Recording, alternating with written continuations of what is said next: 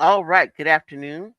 This is Penelope Flynn, the producer of this show of the Urban Prospectors Chronicles of the Authentic NYC here with the hosts of your show, James and Otto. And today they're talking about the New York Theatrical Experience. I hand it over to your host. Take it away. Okay. I guess it comes down to what's real New York and what's fake New York. Am Yeah, I? yeah, and and Yeah. and it's the people from outside of New York City. Everybody knows Broadway, right? They all know Broadway, but they don't know about all the other you know theatrical um, avenues and opportunities to see performances that are outside. Buying a ticket to Annie, go get your gun or something. It's like there's some plays that are just made for tourists. Mhm. Like Cats or Annie Get Your Gun or Mhm. Oklahoma and stuff like that. It's the same stuff over and over and over again. So there are other plays that are more, edgy. There's off Broadway. They're like you said, doing Penelope's other show. Places to go like the Schomburg or Mhm. what is the 57th Street Y or the places. There's so many different places to go. The Brooklyn Museum of Art. Um, there's so many different places to go see performances, theatrical and otherwise, that they may be jammed up standing in front of the ticket line trying to buy a ticket to something Mhm. that someone's seen 1,000 times instead of exploring all that there is theatrically in the city. Yeah. Well, you have You have Broadway, then you have off Broadway, then you have off Broadway. Yep.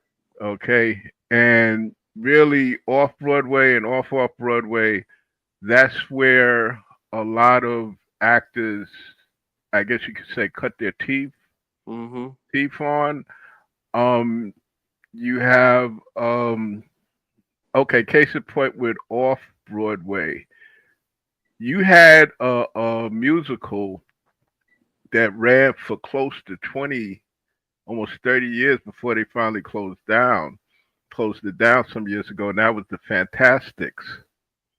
Okay, and it started as off Broadway, and only the people that were hip and in the know went to see it. But then after a while, it became a must see for tourists. Right.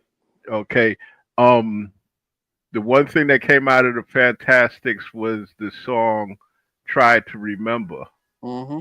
Okay, try to remember Mm-hmm. that.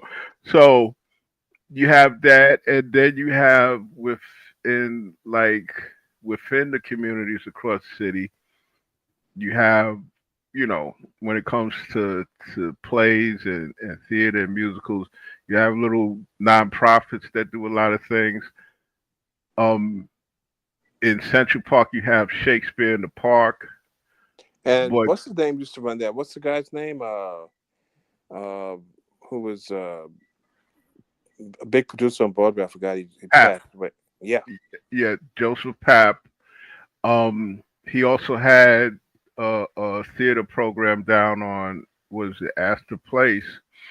But in recent years, you've had this thing where you've had pop up plays, especially in Brooklyn, where people will find a vacant lot and word of mouth by texting and everything, go around, and people will show up and the actors will show up and will perform Shakespeare. Mm-hmm. Okay.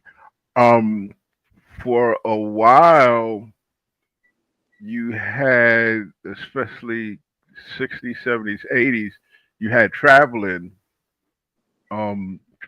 theater and aesthetics. Like you had the Jazz Mobile. Okay, the Jazz Mobile, that's exactly what it was. It was a little stage, and they would hook a station wagon or car up there, and they would drive to all the different parks through the summer, and you would get free jazz concerts. I can remember growing up in Bronx River houses. You c- all you always knew when the Jazzmobile was coming because you could hear it coming down the block from Westchester. You hear the bass, boom, boom, boom, boom, boom, boom. You know what I'm saying?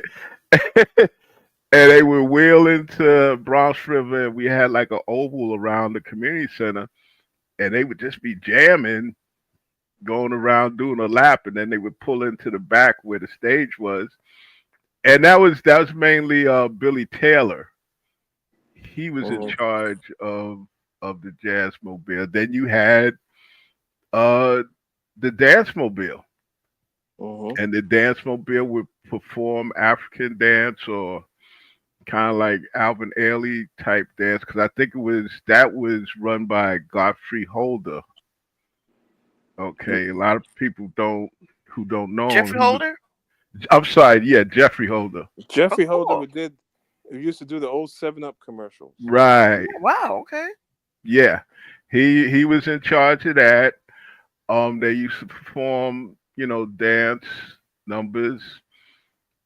Sometimes it would get kind of hairy performing in the housing project because every now and then they would get an egg thrown out the window at them. Of course. Yeah, you know. So yeah, I mean, And then you get the various schools. You get hmm plays produced by NYU, right. Columbia University, New York, CUNY will have plays and hmm artists and jazz performances near hmm Lincoln Center. hmm You will have what else? There'll be Juliet would have their own hmm plays, and the New York City High School for the Performing Arts will always have their various endeavors out there. And then, of course, like we said, the Schomburg is there to have hmm different performances, different features or documentaries, hmm etc. So the culture is so diverse in so many different locations, and but people know Broadway. That's Broadway is a thing, but in Yeah, my mind, has always been my mind that Broadway is for people, the out of towners. yeah, yeah. Broadway is for basically the out of towners. Um, you had Disney come in and basically, make cookie cutter shows, from their intellectual property. I see that's funny because also funny because I found out through digging that there was a black musical. I want to say maybe Bye Bye Blackbird. Hmm. I can't be sure, but it was a black musical that was actually, believe it or not, of all people, produced by Walt Disney. Hmm. But it I didn't didn't know last. that. Yeah, I didn't know that either. This, Hmm. this is why I have my, when I get to the computer, that's why I have my little miner's helmet.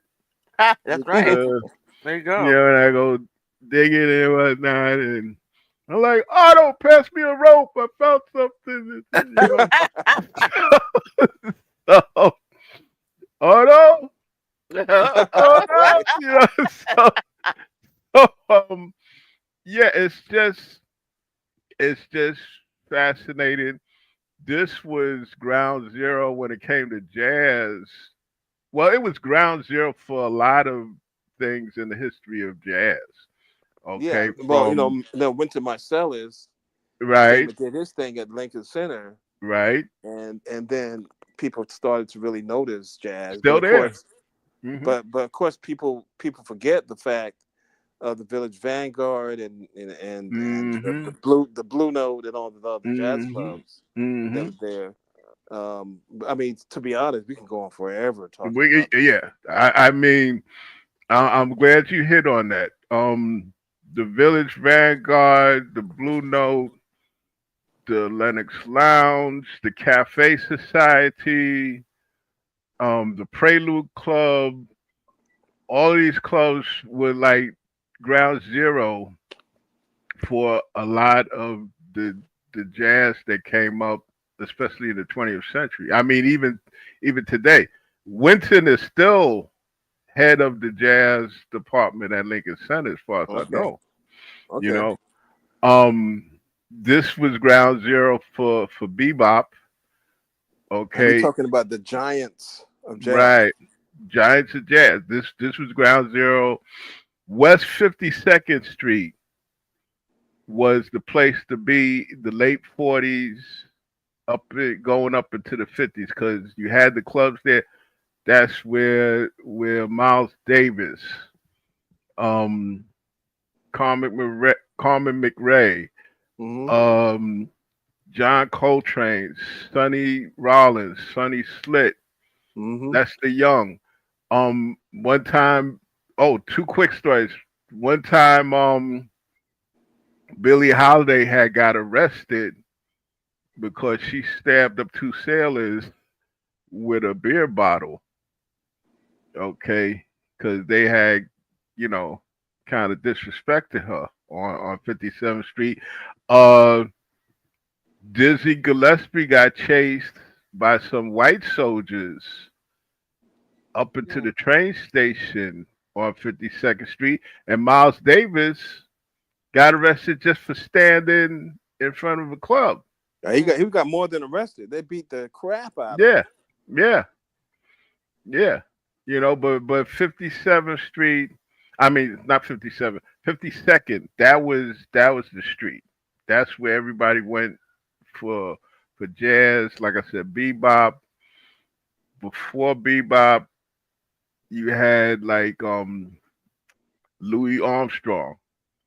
This Mm-hmm. is where he came in and really got noticed when he came up to New York City with the Hot Five, and then even the early 70s, this was ground zero for a genre of jazz that I love but people hate, and that's fusion jazz.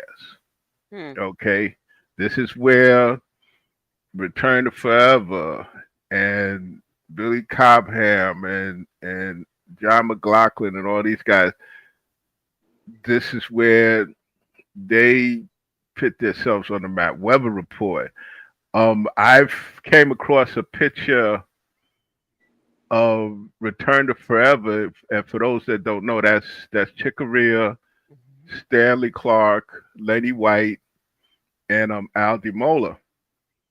I came across a picture of them in Central Park at Woma's skating rink doing a concert, and I'm like, wait a minute, why does this look familiar? Then I said, oh shit, I was there that day. Wow. Hmm.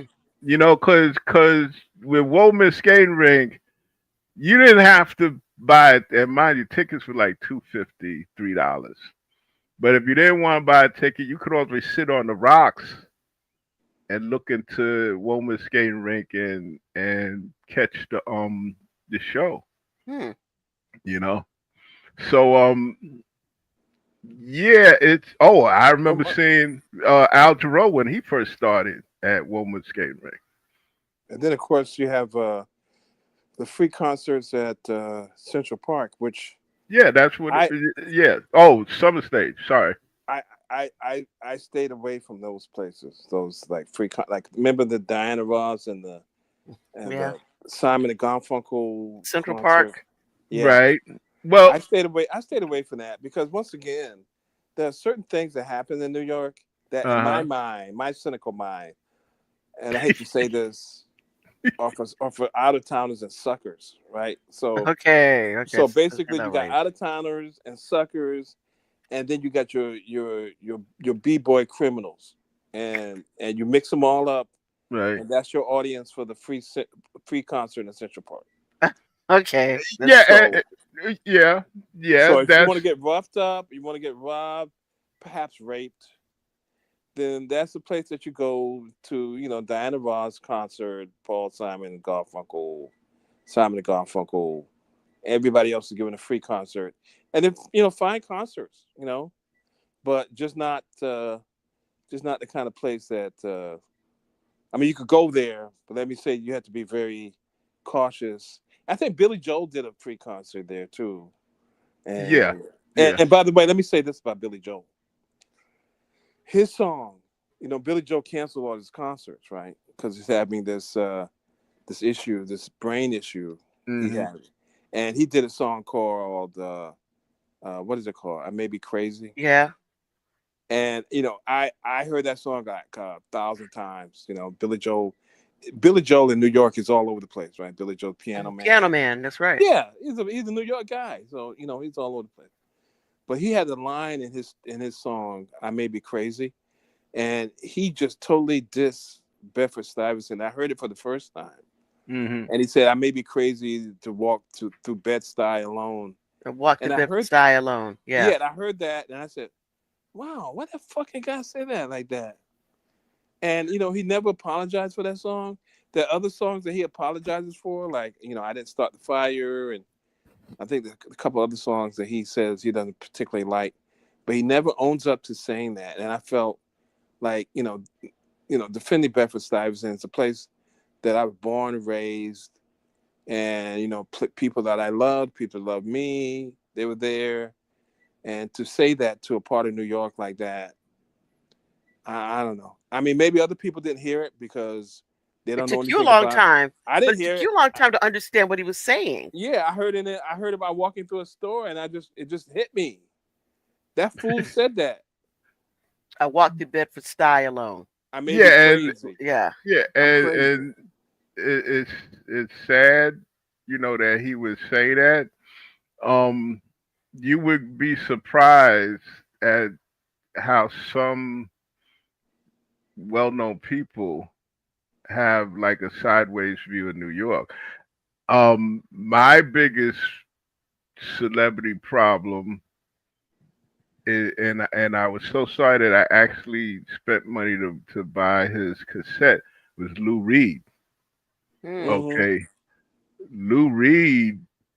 I don't know what his problem was, but he just had it in for anything that wasn't avant-garde rock, Mm-hmm. which what he was into with the Velvet Underground and Nicole and all that.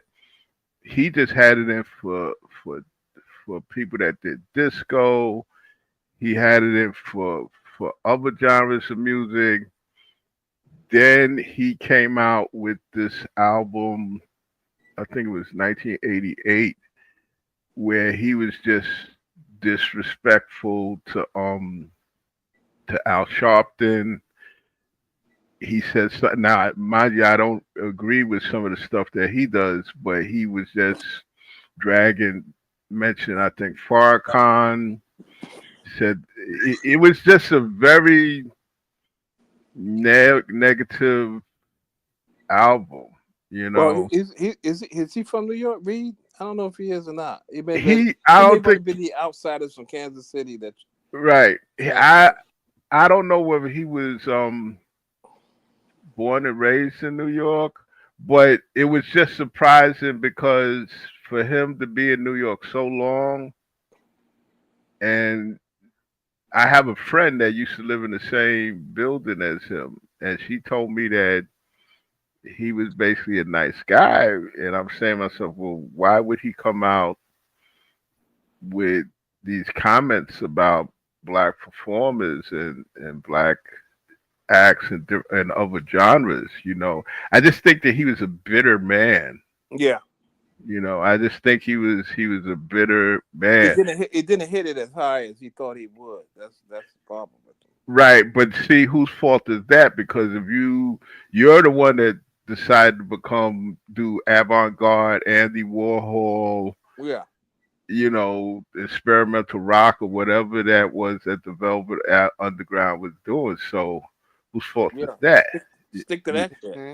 Stick to Yeah, that shit. Yeah. So you talk about Andy Warhol, or you talk about people like Basquiat and other artists. The graffiti. There used to be.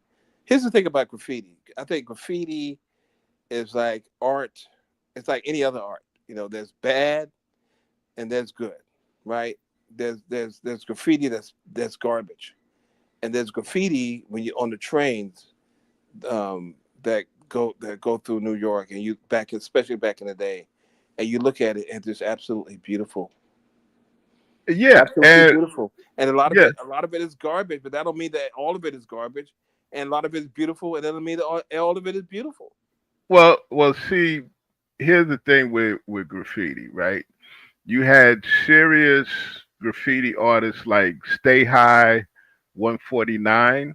Hmm. Okay, and then you had bullshit artists, or what they used to call in the graffiti world toys. Hmm. Okay, I would consider myself a toy. Hmm. Okay, because I used to go around and I used to spray paint on the wall JG 174. You're just marking shit up. That's what you're doing. Yeah, I was just marking shit up. In fact, I'm probably the only would be quasi pseudo fake graffiti artist that has his work buried over. Okay, because I actually had spray painted my tag on this staircase at James Monroe High School, and years later they just buried the staircase under. You know, They didn't bother you to just paint it. They just said, "I would just right? bury the You, whole you think thing." about those. You think about those subway cars that they dumped. Where's that, Penelope? They dumped it like on. On one of the coasts, didn't they do it Yeah. to Yeah, they To mitigate to erosion. yeah, mitigate erosion and to increase the basis, the foundation for the coral reefs. Right. hmm Right. yeah, So you may be and there too if you were able to get in the subway yards where they kept the mhm. cars and do that. You may be over there too. Yeah, So and see where I'm at, or rather where I was when I lived in the Bronx, 180th Street train station was usually where the graffiti artists would go to do their thing, either 180th Street or the yard past Middletown Road on the 6th train, or you had with the I&D trains the yard over near the Grand Concourse. Okay, and a lot of people don't realize that a lot of people got hurt and lost their lives doing that stuff. hmm Really? Yeah, I hmm mean, it was there's one graffiti artist that I went to school with, Satch 170, I think 172, and Satch was deep into it.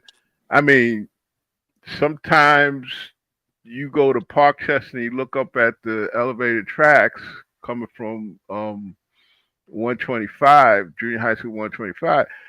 And at a certain time, everybody would stand on the corner and look up, and Satch's tags would come Hmm. by on the train.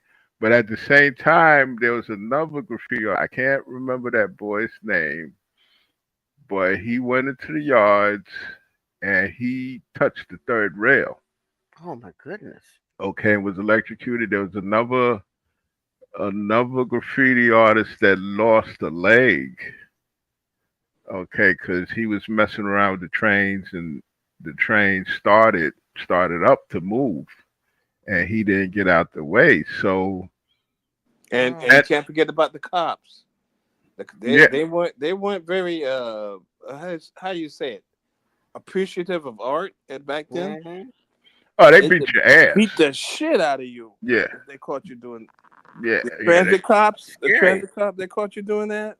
yeah. They They beat the shit out of you. they beat this because see, they were frustrated as it is because back then it's not like now. Now the transit bureau cops, they're cool. They don't have a problem because they're on the same level as regular NYPD. Now, But see, Hmm. back, that's the thing. I think people come from cities where the police are the police, right? hmm And not in New York City. There's several levels of police. right, There's the New York City Police Department. Everybody Hmm. knows them. They got shows, right? Yep. Yep. You don't see any shows that I'm aware of that talk about transit cops. and you don't see any shows that talk about the Housing housing Bureau. cop. Yeah. The Mm-hmm. housing. Yeah. So there's a housing cops. So it's like several level of police. Hmm. All of them have license to kill your ass. Yeah. All of Yeah. them have killed have killed people. But Mm-hmm. but see, back then it was really bad because when it came time for for cops to graduate from the police academy, and they would go up on stage and get the diploma, whatever, and then they would get their assignment, and the person, I guess the police commissioner or whatever, would say it out loud. So cops, cops that are graduated go up stage. They say, "Yeah, okay, congratulations, and you're assigned to the transit bureau." No, And we, oh no, no, no! no. And then the dude You behind you you is you okay. you assigned Congratulations, you you're yeah you assigned to assigned to the the housing Marcy bureau. you assigned to Ah, the Marcy Street the housing develop. No, no, no. They didn't want you, to do it. They didn't want to they be there. they did no, they a lot of them hated it. Some of them would just bide their time until they were able to transfer to regular NYPD. Wow. And the regular NYPD, for what I can tell and what I knew, they looked down their noses at the Yeah, other cops who were in yes, housing or in transit. yes, exactly. To them, you weren't a real cop.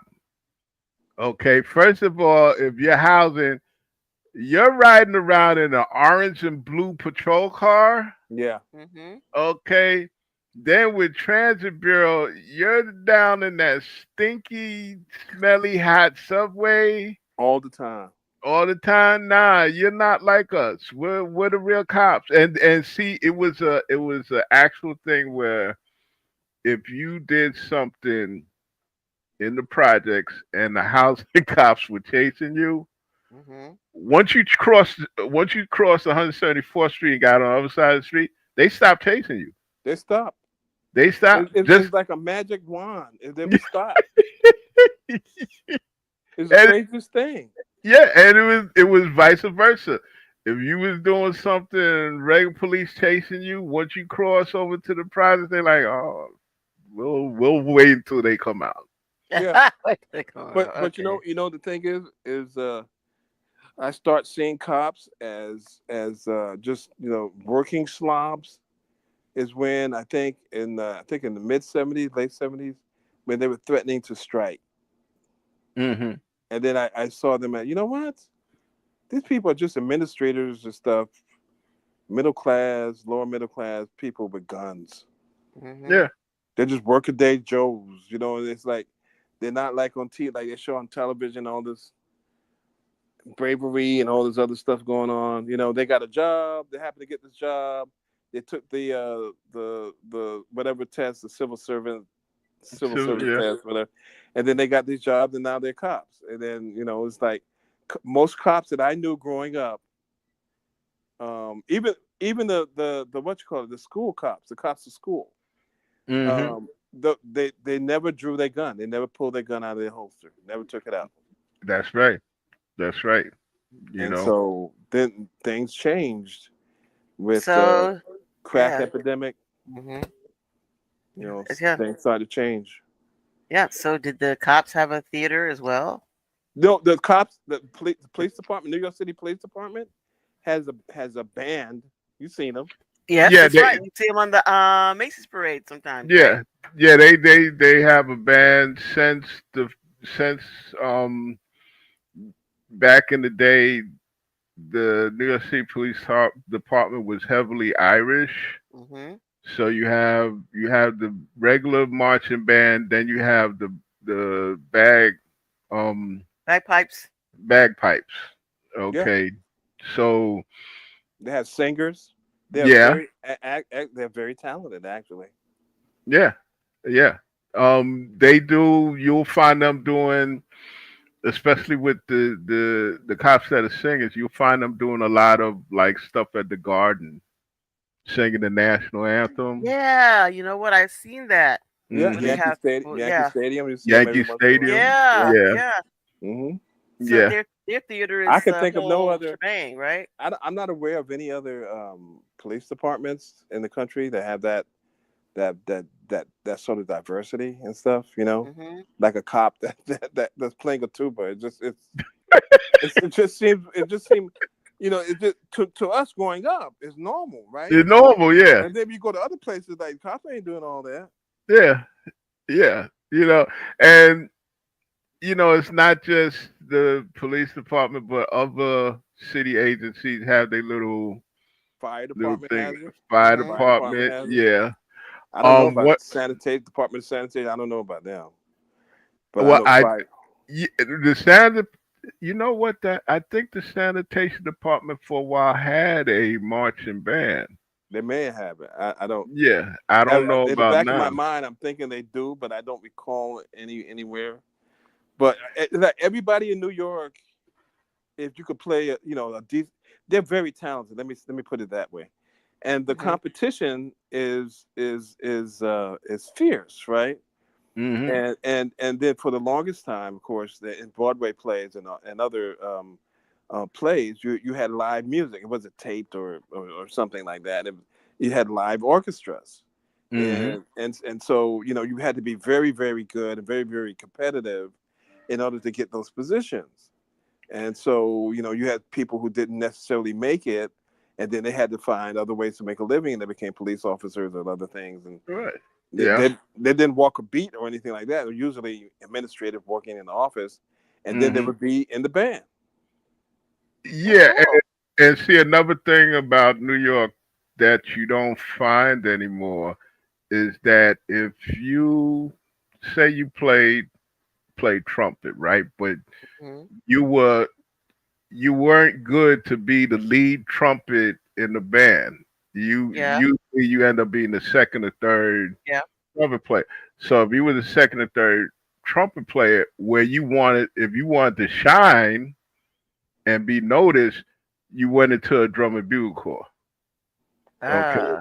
because see, New York City, there was a time when you could stand on a corner of an intersection, throw a rock, and you hit somebody that was part of a drum and bugle corps.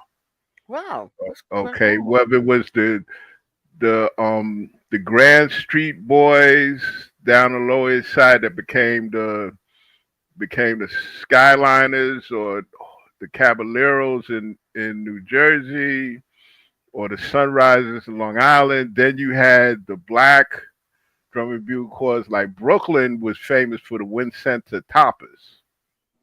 Okay, I think, yeah, Bed Stuy, either Bed Stuy or Fort Greene. You had the Wincenta Toppers in the Bronx. You had the CMCC Warriors. You had the George. I'm just giving you the name. You had the George Washington Carver Gay Blades in Okay. Harlem. Okay. Well, that's a thing. Okay, yeah. Which, no, I'll not get into it about George. Yeah, leave it alone. Okay. Yeah. Okay. Yeah. Leave it alone. Okay.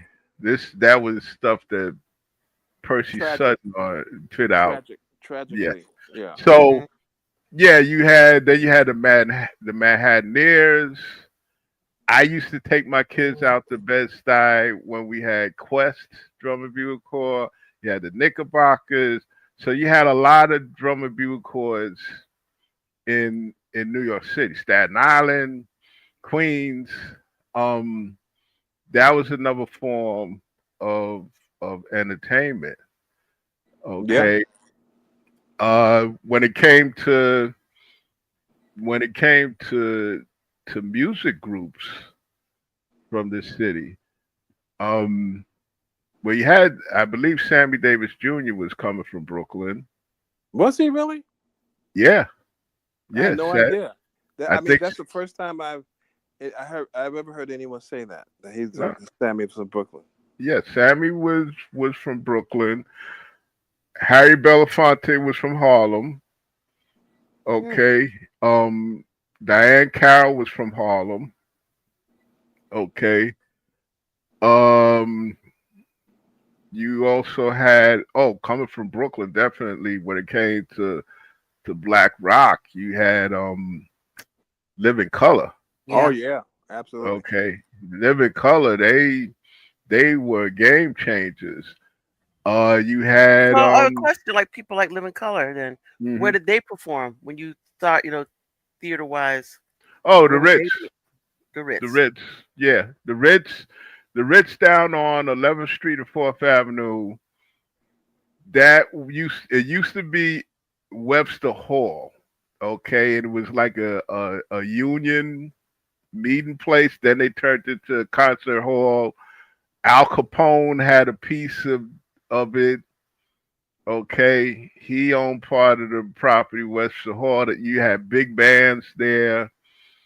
Um, for a while, it was a recording studio for RCA Records, and then in the I say the late 70s, early Mhm. '80s, it became a concert hall, and that was my home away from home. Hmm.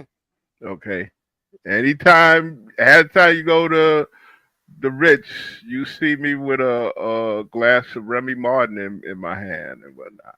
You know, Sophisticated, yeah, sophisticated. But yeah, the thing is, before the performers went into the city, especially the Brooklyn performers, they used to play at a lot of them played at block parties. And people may yeah. not know what block parties were, but they played at block parties, and that was some of the first live music I've ever heard was at block parties. And so Hmm. you have these before they blew up big, they would play, and they were fantastic. And that just that live music, and it's so organic because you may walk into a block party. I don't know Mhm. how it is now, but back in the day, you may walk into a block party. And maybe now that the newcomers may not. They'll call the cops on you. But Yeah, I mean, but the thing they is call that the cops. you would get Hey, the they're way here the block having a parties plot party. the way the block Mhm. parties worked back in the day was that the cops would close the street, so no through traffic. Yep. Mhm. And so there's no cars coming through, and they would set up their things, and people would come out and do cookouts and do all the things, and they have Hmm. different bands and different groups perform, and they perform Hmm. live. Mhm. It was ecstasy in the city, It ecstasy, was and you this. and you would go from block to block, going to different block Yeah. parties. It was a really a great thing. I don't know whether it's happening now. I don't What? know, but It, based on what I know about some of these newcomers, I would think they may frown on that. I don't know. well, some of the newcomers they get with the flow. Okay, because uh, some time ago, I remember going to a block party in Harlem, and the people giving the block party were white, but you wouldn't notice because the majority of black people, the majority of people there were black. Mhm. So some of them get with the flow. Some of them think that they're still living in Racine, Wisconsin, and will call the cops. Yeah. Okay, Okay. There you go. and thank goodness it's not like the old days because you always knew it was summer besides the block party when the Latino brothers would get out there with their congas Mhm. and start playing their congas until the sunrise. Oh yeah, Okay, all you hear all night is boop boop boop yeah. boop That's enough. That's boop enough of boop that. boop boop Yeah, boop yeah. boop You're not boop Tito boop boop. Punte. Please stop. Mhm. But some of them that had talent, they would have the neighborhood flowing, because Yeah, but a lot of them didn't. The problem is a lot of them did not have I, talent. I know, because again, the basic beat they would do, and those were the ones that need a little bit of learning and finesse. It was baby boop boop boop boop Yeah, boop boop. yeah. Now, You Mhm. can't sing the now, same goddamn beat over and over for 2 hours, 2 or 3 hours. now, I let me ask you this: what do you think was the okay? You had the Philly sound, right? Mm-hmm. You Mhm. had the Minnesota sound, right? Mm-hmm. What do you think for a while in the '70s was the New York sound? Was there a New York sound? I don't Yes, it think was. It there. was a New York. It was a New York sound. Part of it was coming from Brooklyn, I don't but the know the new. I mean, you had a lot of the like BT Express and some of those groups like that. right? I don't remember a particular New York sound. You got to remind me because I don't remember. Okay, the New York Sound, and they used to have it on their record label, and I consider them a New York Sound. And the thing was, they weren't from New York, but the New York Sound back then was Cool in the Gang. Really? Really? Oh, Yeah, you know what? Summer Madness, man. right. That was chill. Cool in the Gang. You I had did not okay, know that cool. was. I did not know That was that. But I yeah. They remember used when Summer you get Madness. the Oh yeah man. you would buy a 45, and it would be Delight Records, and they had it printed that it was the New York Sound, and you had them, you had the KGs, which were like the younger brothers Yeah. to Cool and the Gang, and definitely they were part of the Delight stable, the Crowns Hmm. Heights Affair. Yeah, I remember Delight. I remember that. Yeah, I remember yeah. that. I did not know that they put themselves out there as the A New New York York Sound. sound. I would tell you this much. It's a long way to go from Jungle Boogie and Summer Madness to that crap that Diana. Mhm. It's like, oh my God, I feel like committing suicide, but I really don't. Okay, I don't mean to torture you guys, Huh? but look for if maybe they might have it on YouTube. I have the album sitting in one of my crates and I don't touch it. Is this album they came out with in the late I guess maybe 1979 80 called Everybody's Dancing. And that was the album to me. That album to me is when Cool and the Gang lost it. So they just gave up. Huh? They just What's on gave that up. album? What's on there? I can't even tell you because I think it's been what 30, 40 years. I think I've only played it twice. I mean, I Wow. was so disappointed in that guy.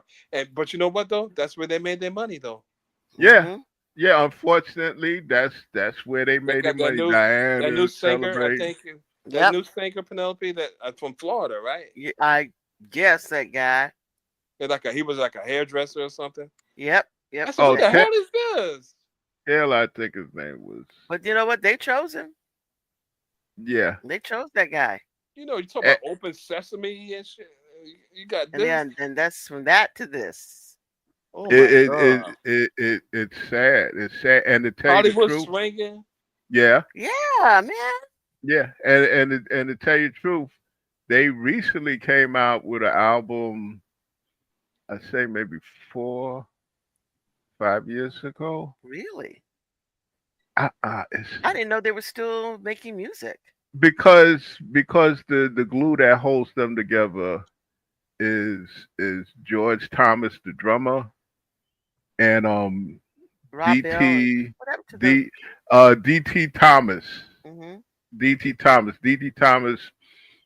People don't know him now, but they know his daughter because she was on what's that show? Family Matters with Urkel. Uh-huh. Yeah, she was on there, but unfortunately, she passed away at a young Oh, I age. remember her. She's very beautiful girl. Yeah, Oh, she died of breast cancer, I think. yeah.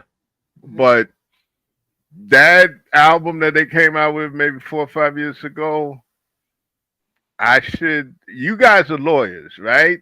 Can Uh-huh. I can I retain y'all to sue because They need to that be. album, Oh my God. ooh, ooh, ooh, I said, well, it's it's horrible. What were y'all thinking? I only played on Halloween to scare Damn. people. Damn. But yeah, Wow. they were the New York Sound. I did not know that. I did not, especially when they came out with that record, Rock Creek Park, which is like in No, DC. that was the Blackbirds. Oh, that was Blackbird. I thought they were Cool in the Gang. Now they well see that's another thing. During that time, it was like a battle of the bands because you had Cool and the Gang, you had Earth with a Fire, had Ohio Hmm. Players, Yeah. BT Express, Yeah. the Blackbirds. Now the BT Express, they were actually a moving company that lived down the block from us. Hmm. They started. They was actually Wow. like, they removed furniture, and then just like everybody else in New York, they did other things. Get out. Yeah, and they started doing that, and they got it together and did that thing. Like our song was "Put in your peace pipe, Yeah, yeah, smoke yeah, it yeah. all up." Wow, wow. And I ain't gonna lie. When BT Express came out with Express, Oh I yeah, can actually Mhm, say yeah. I can actually say the Bronx was jealous of Brooklyn. yeah. Yeah. It's As like, well, y'all wow, should be and remain so. okay, but see, but see, we hit back a little while later with number one with Chic.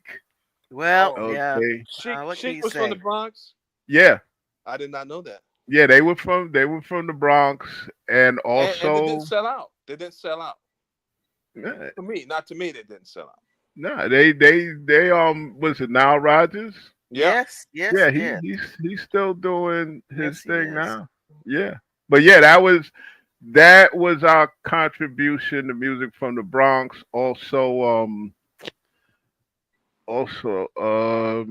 God, I had them on right at the tip of my tongue.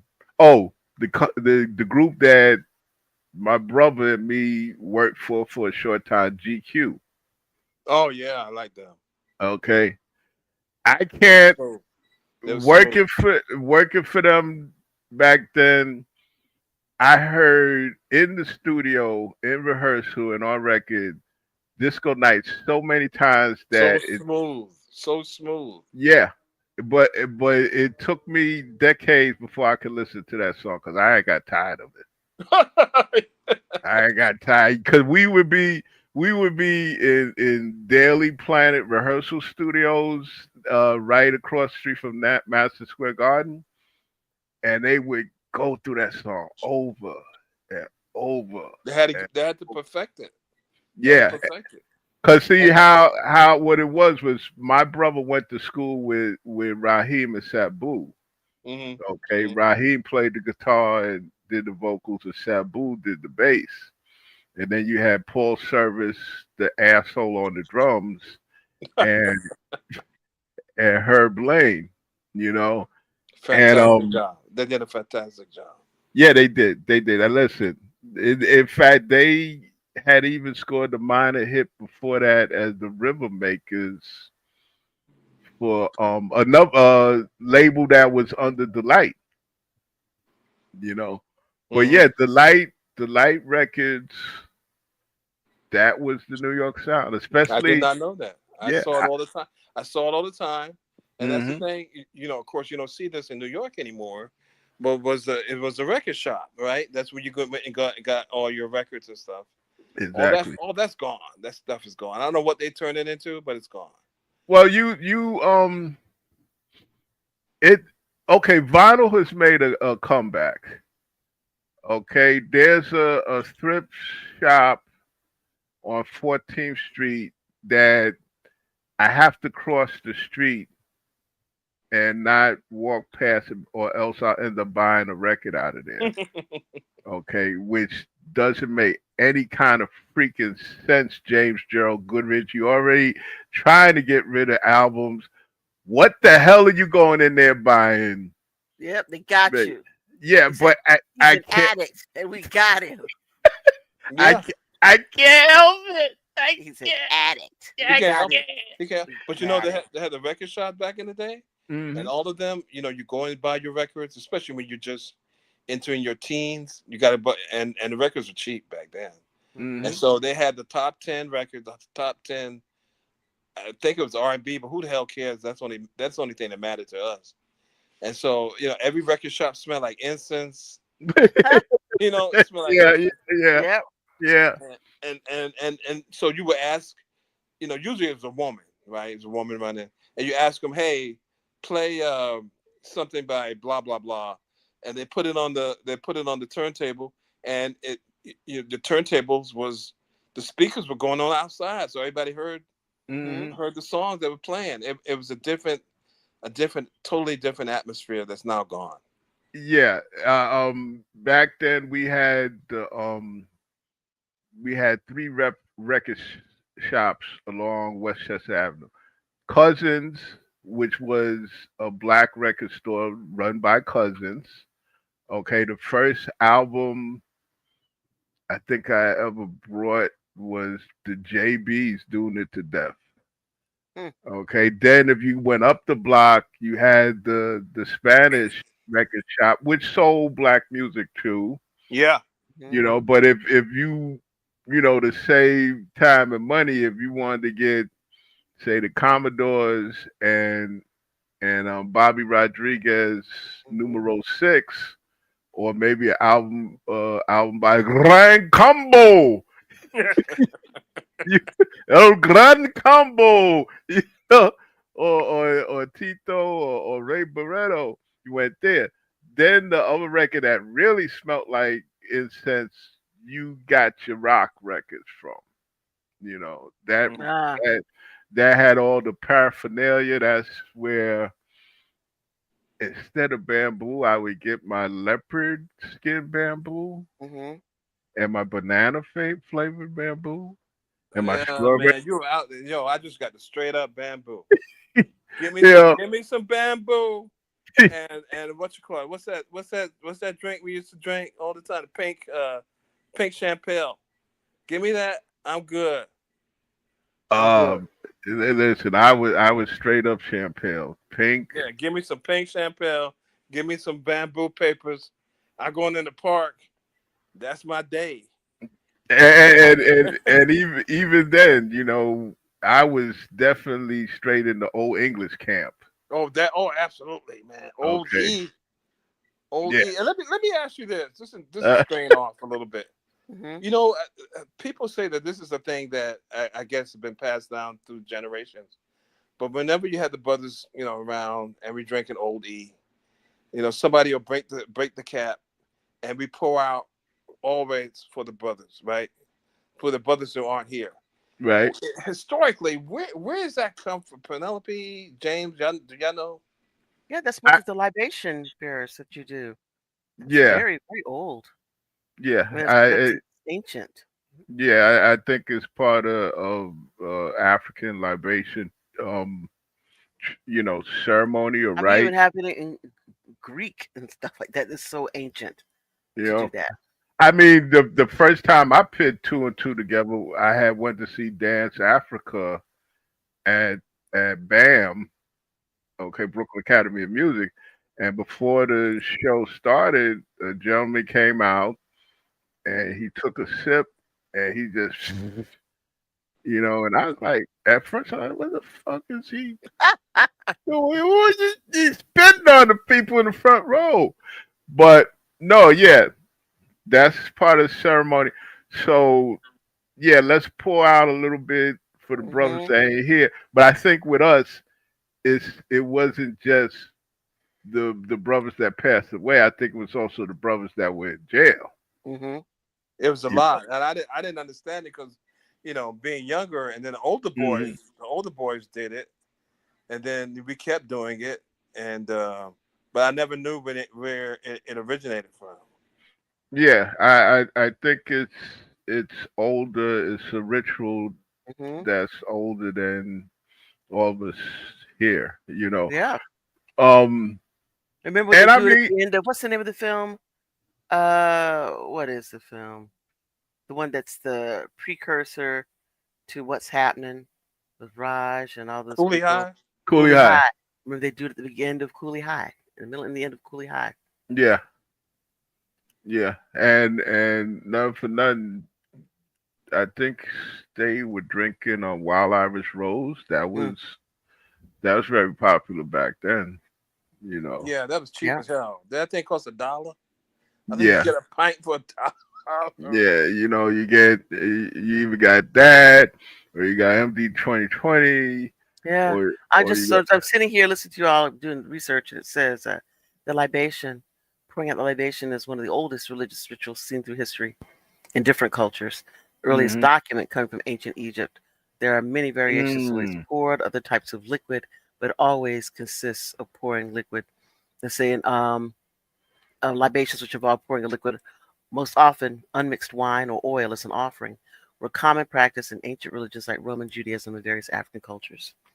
Mm. That's interesting. I did not know. I know we always did it, Mm-hmm. but I did not know where what the genesis of it was. Yeah, well, like I said, with me, I kind of put two and two together back in the '90s when I saw, Dance Africa. But that's I hate to say that's something you don't see in New York anymore. We Hmm. don't see any of that. I mean, you don't see the brothers on the corner, or maybe do they have still have empty lots? Remember, brothers sit around empty lot, and they're drinking Old E, and they smoking some weed, just chilling, and tip the bottle, pour it into Mm-hmm. the ground. No, That's gone. no, Wow. that that's That is that's so awful. that's gone. Well, first of all, you'll probably see these days, since weed is legal, people are smoking all over the place, anywhere they feel like, But it used to be, communal, right? So, Yeah. Yeah. if somebody had a joint or a couple of Hmm. joints, everybody shared in. So everybody shared the Old E, everybody shared the joint. So, it was a coming together kind of thing. Yeah, and when it comes to OE, you would be hard pressed to find people drinking OE these days. Okay, because first of all, the generation that's out here now, millennials and soon to come alphas, their thing is like hard seltzers, White Claw. Okay, What kind of that's shit is that? it's you got. Yeah, I asked my son with that, but yeah, most of them will, if they do drink, they'll drink these hard seltzers. Um, and then what's the Mexican Modelo? Yeah. Uh-huh. Yeah, that's big here in New York. Malt liquors, you would be. It's usually old timers that I guess drink. that's us. Yeah, I that's guess that's us. Old E or Colt 45. there. You go. Yeah, That's what yeah, that's a big Wow. big yeah, ass bottle. You pass it around. Mm-hmm. You got your weed. You pass it around. yeah, Every you talk about everything. yeah, And that was your yeah. entertain. That was your Yeah, entertainment. that was part of authentic entertainment in New York. You wasn't looking for trouble or anything. No, ain't nobody bother you. The Yeah, cops, if the cops happen to come by, they ain't stopping to look at that. the cops would tell you as long as you got a skirt on it, aka a brown paper bag, Mm-hmm. you were good to go.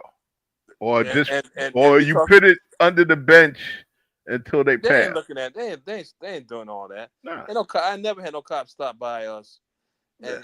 and mess with us while we sitting there smoking and drinking on.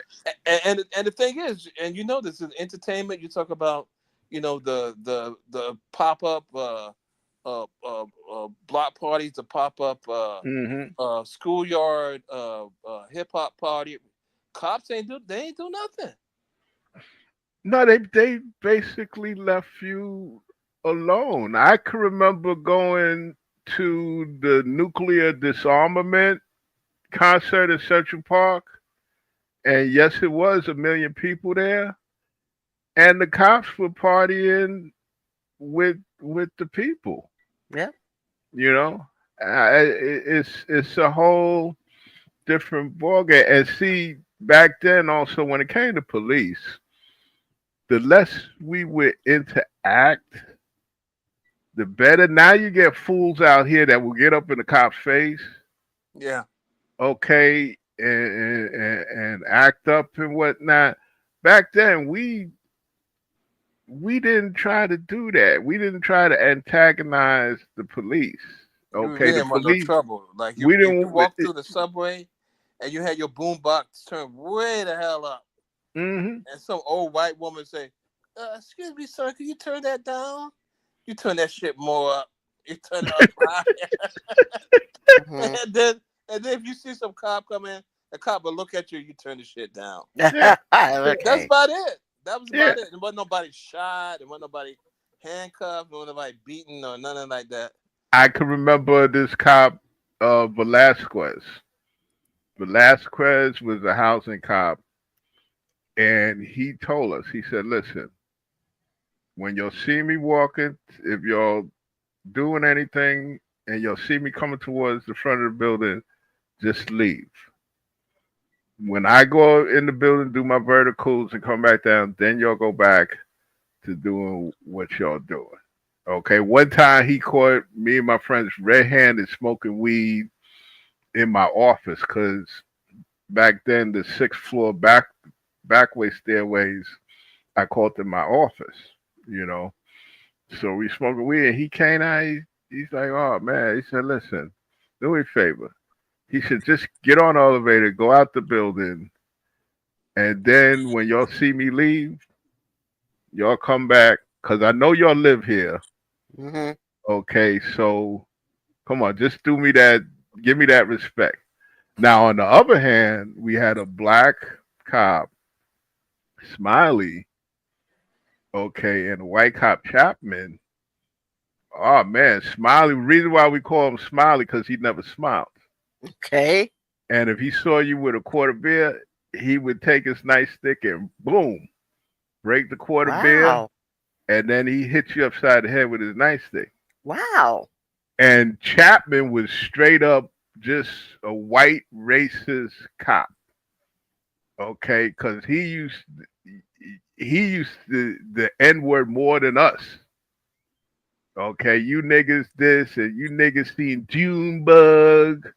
Tell Junebug I'ma fuck that nigga up and all this, because Junebug was kind of like our cool breeze. He was the con artist Mm. extraordinaire. Junebug was also conning some white people or something.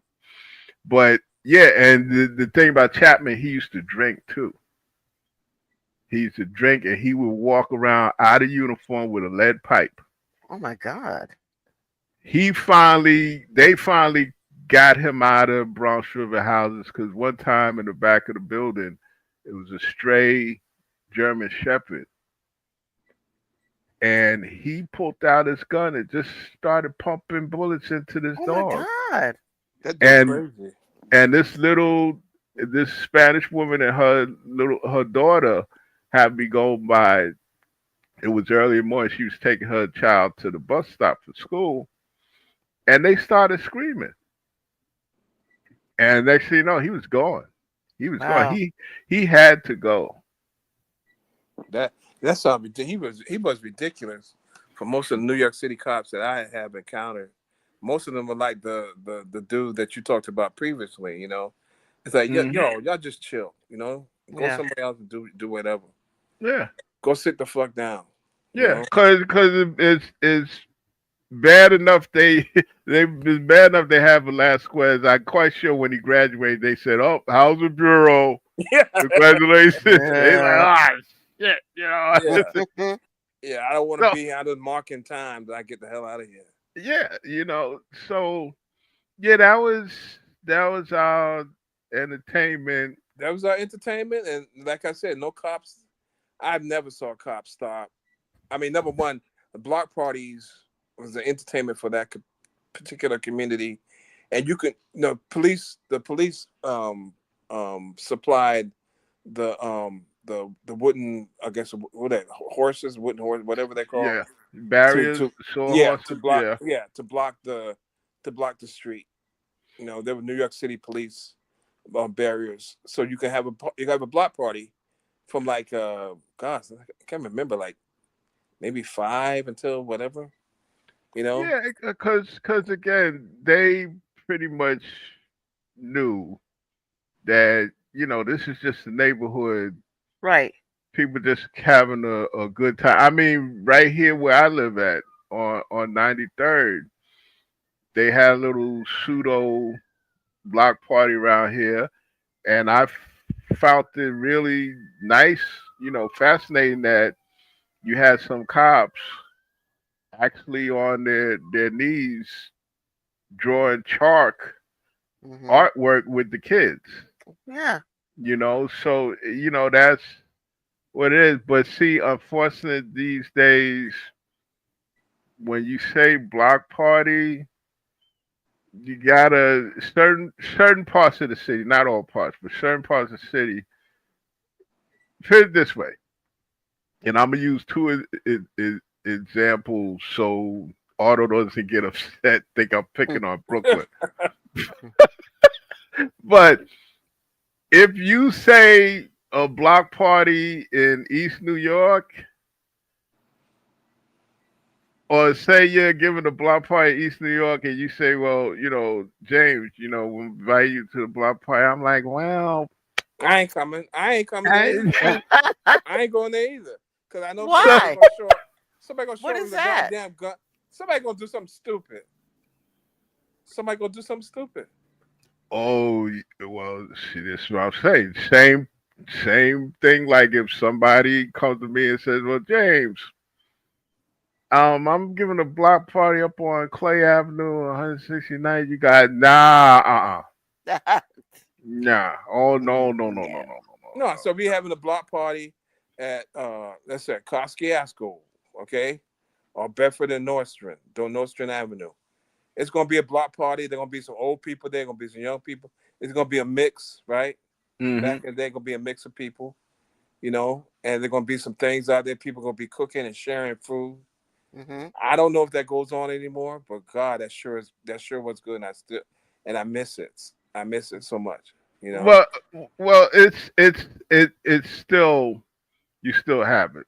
Like I said, there's still certain parts of the city that will have their block party, and nothing bad happens.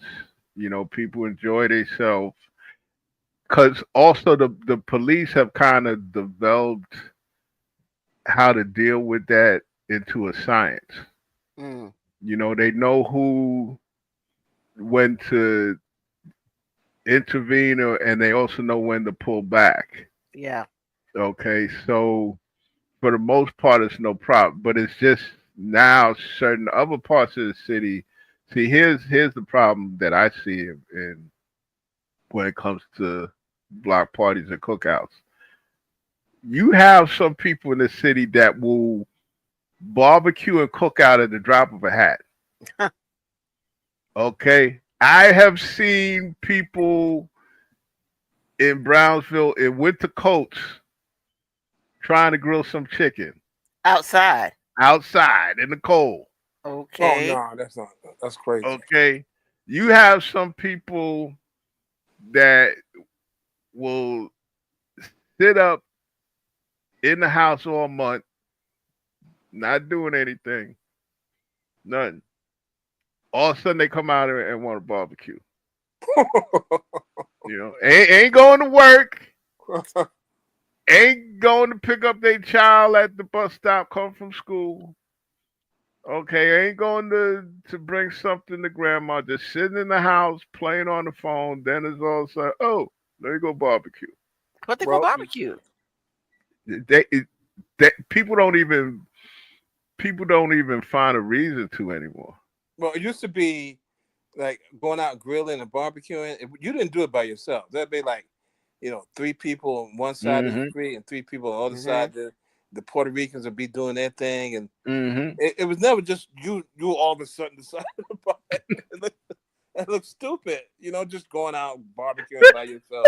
It was a communal thing because you taste everybody food. It's a communal thing, Yeah. and then you play music, and then you get the really old timers, who first they'll be playing Parliament Funkadelic and all the good music, and then they Hmm. come out with that stupid doo wop shit. That's Oh it. Lord, that's it for me. I'm gone. Out of here. I You am do that for gone. you doing that for a reason, trash. They put that on to make you go home. That's what it is. Yeah, but that is my home. Yeah, I say now go inside now. Should I gotta go inside and listen to that bullshit?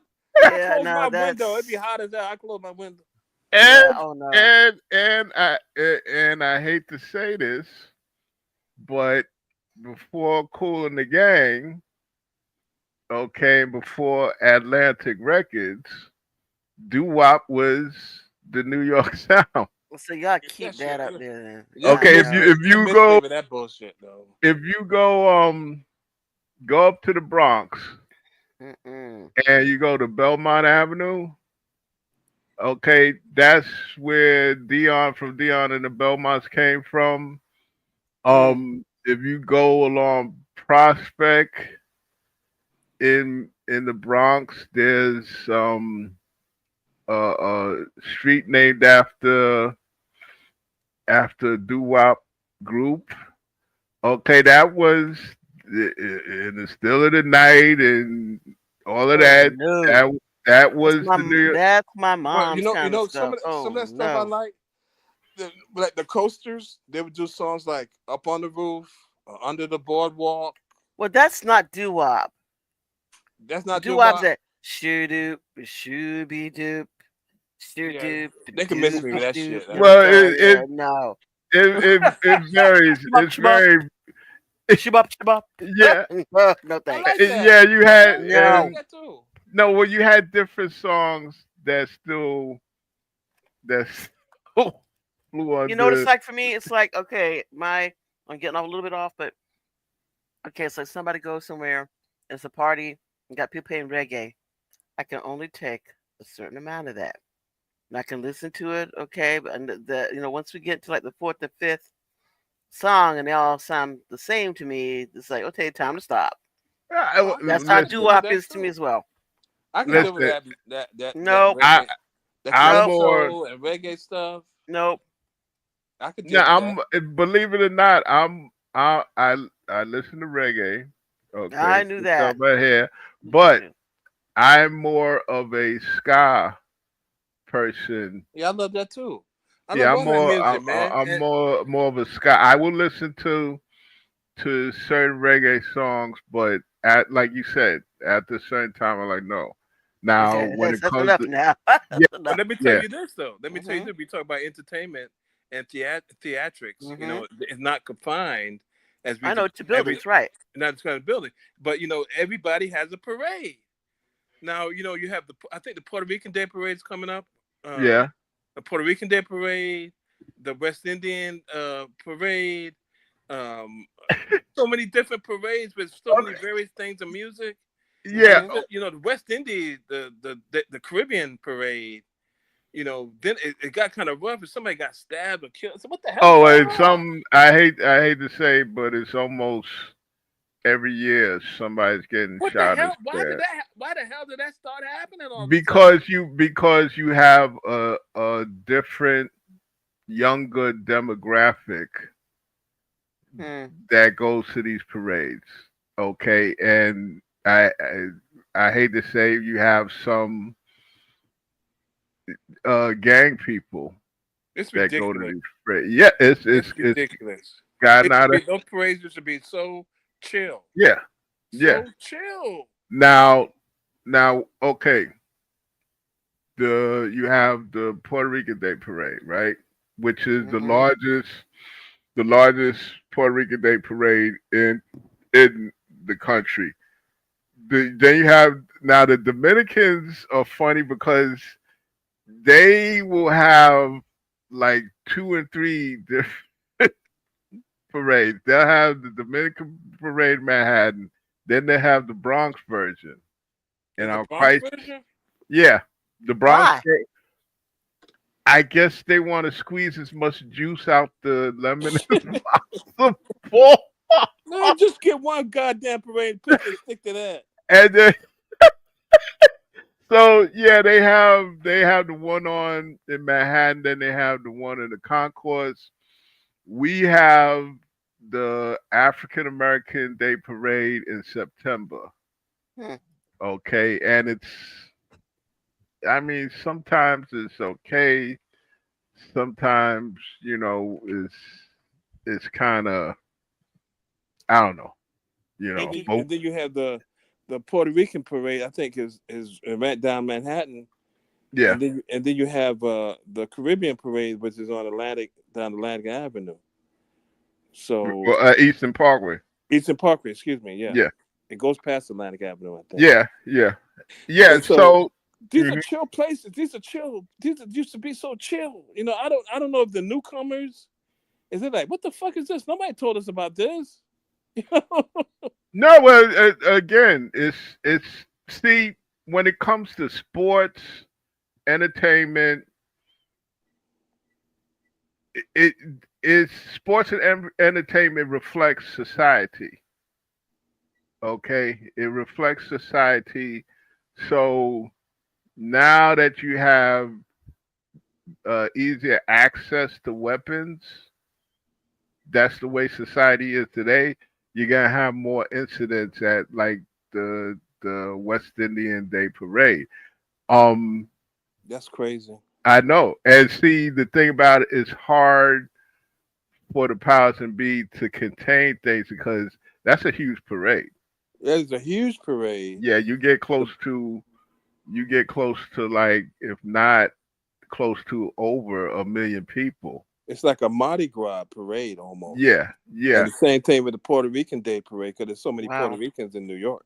yeah. And while the African American Day Parade is smaller, but you don't have any incidents because I really think that you would have to be a fool to do something at the African American Day Parade because you have what is it FOI from the Nation of Islam Yeah, the Mm-hmm. fruit. march, yeah, Mm-hmm.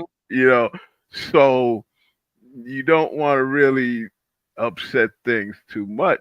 But getting back quick to what you hate with doo wop, that was a form of entertainment for years going up into the Yeah. 70s where you would I could actually remember in Bronx River the older brothers on the corner they would get a bottle of wine and they start doo wop. They do do do do or shana na na shana na na na Yeah, then they turn Exactly. that shit. shana, Then they you turn know. that shit off.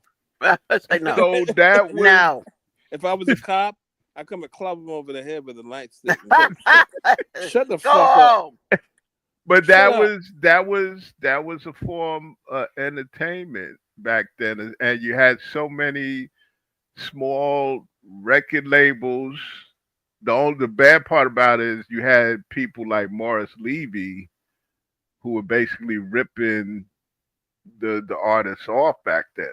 You know, Morris Levy have you sign a contract and you so young and eager to get on a record that you didn't look at the contract, you find out that you only getting like maybe $1 for every 45 sold.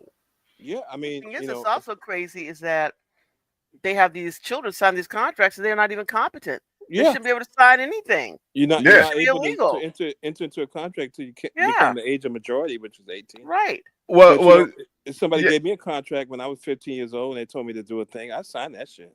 yeah, Yeah, because but you didn't know any better. No, you didn't know any better.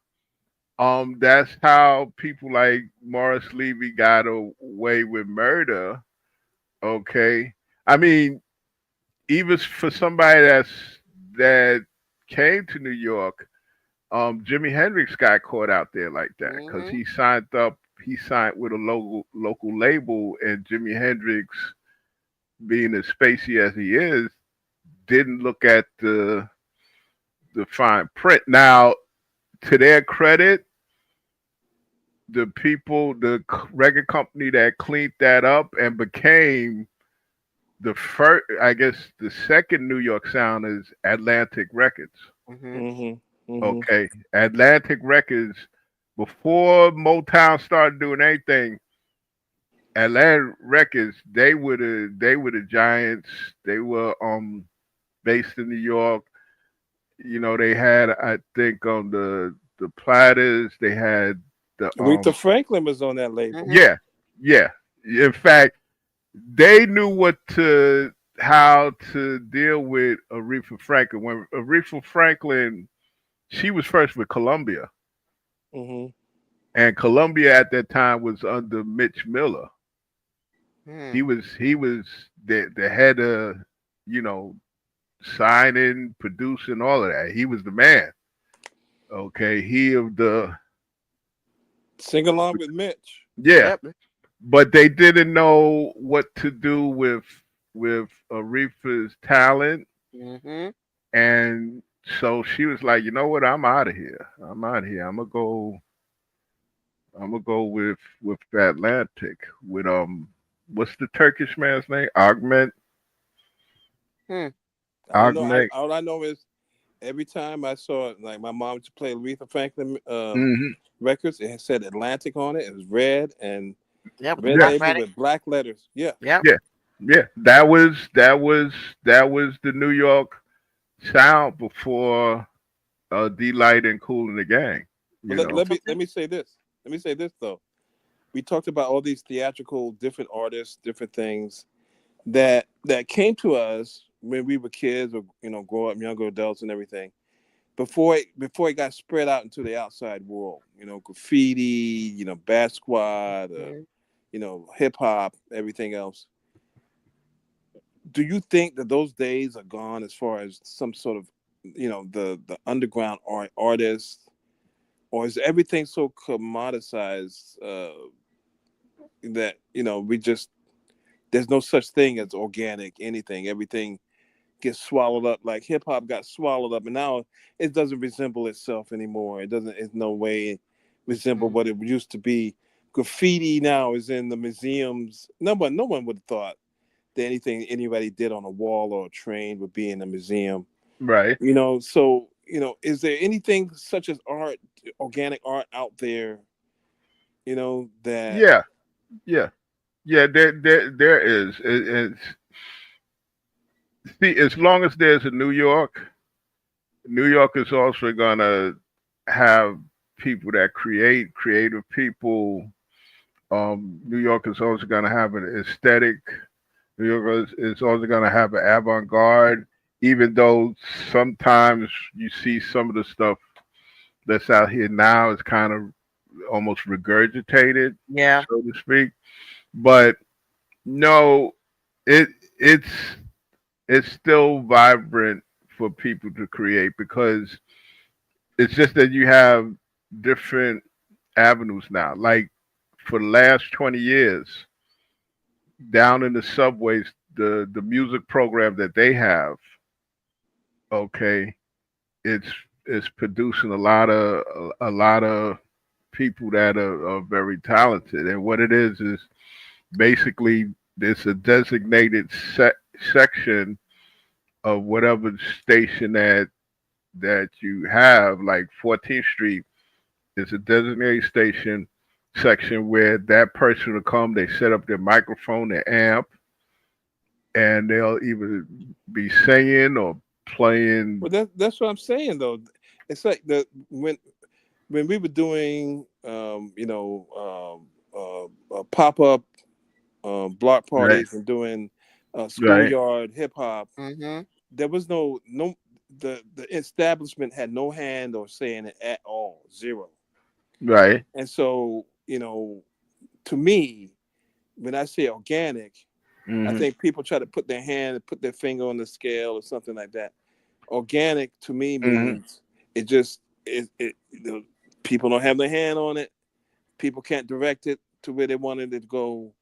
It just rises out. It's like when we were doing stuff, writing on walls, doing all that stuff, we Hmm. felt like we had to express ourselves in a different way.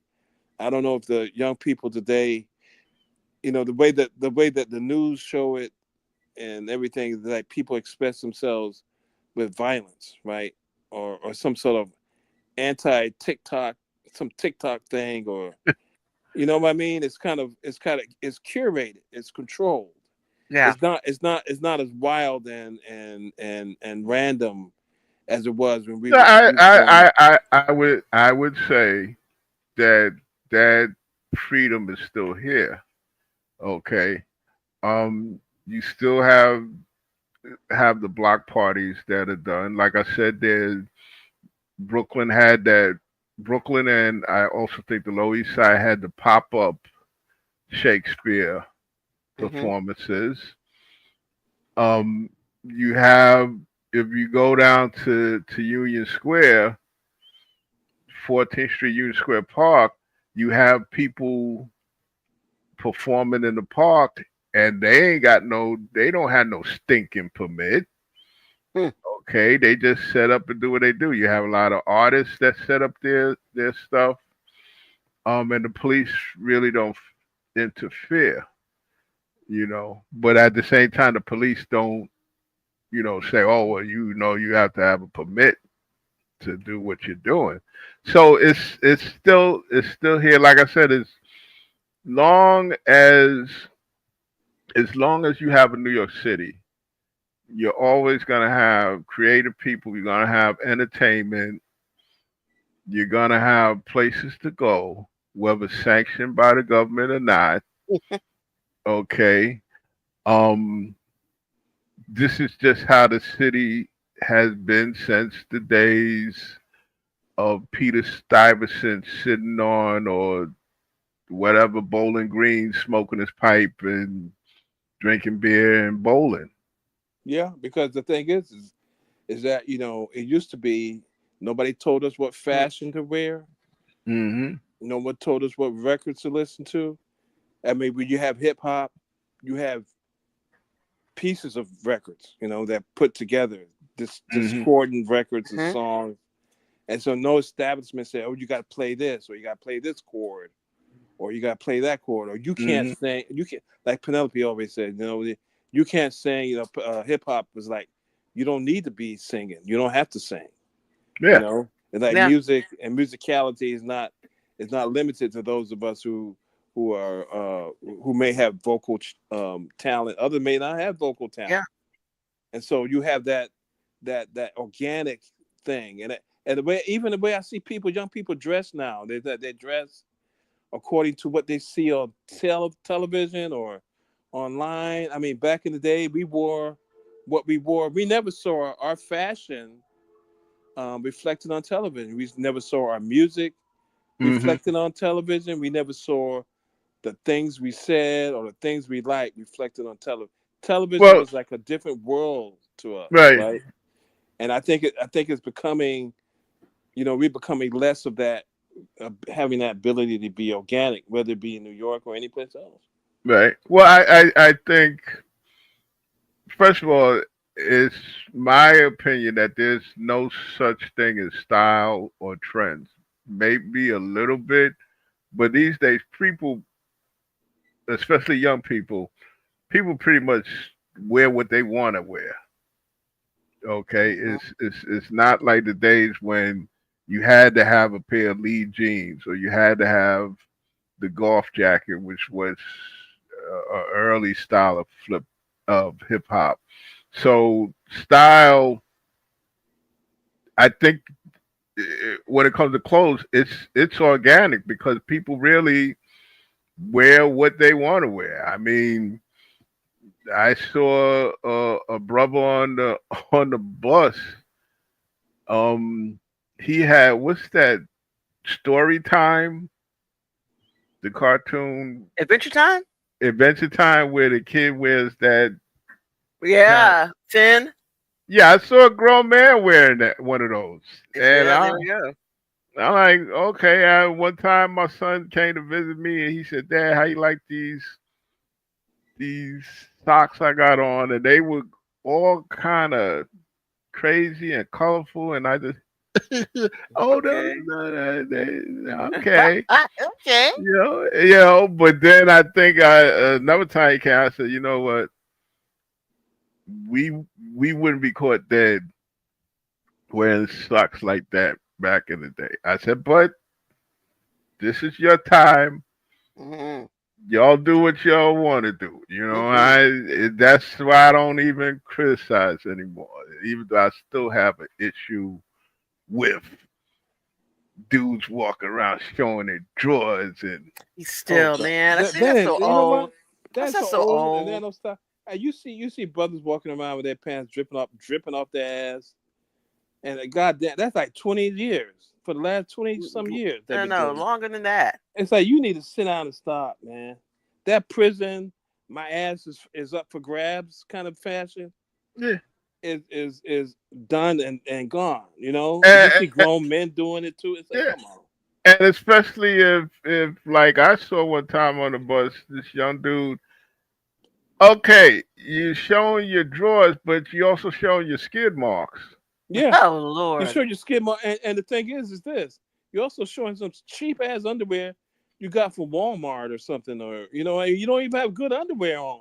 Yeah, you a You don't grown even have man good and underwear on. So listen, here's the you thing, wear man. underoos. Yeah, go sit down. Go sit down. I mean, we back in the day, as you know, Penelope, we had to buy jeans that was big in Hmm. the waist To fit your for us in thighs. order to fit past our thighs. Yeah. And I don't know really, and older people for the longest time for 20 plus years have been telling these younger brothers who are no longer younger brothers, I guess, after 20 some years, Yeah. Yeah. pull up your pants, pull up your pants. Stop saying that. Yeah, stop saying that. Because it's idiocy. It's a stereotype. We Yeah. Yeah. become we become stereotypes. In the way that we present entertainment to ourselves and each and to the outside world. When it comes to see his to me, here's the problem. When it comes to entertainment, especially in our community, we Hmm. focus on the lowest common denominator of entertainment. Hmm.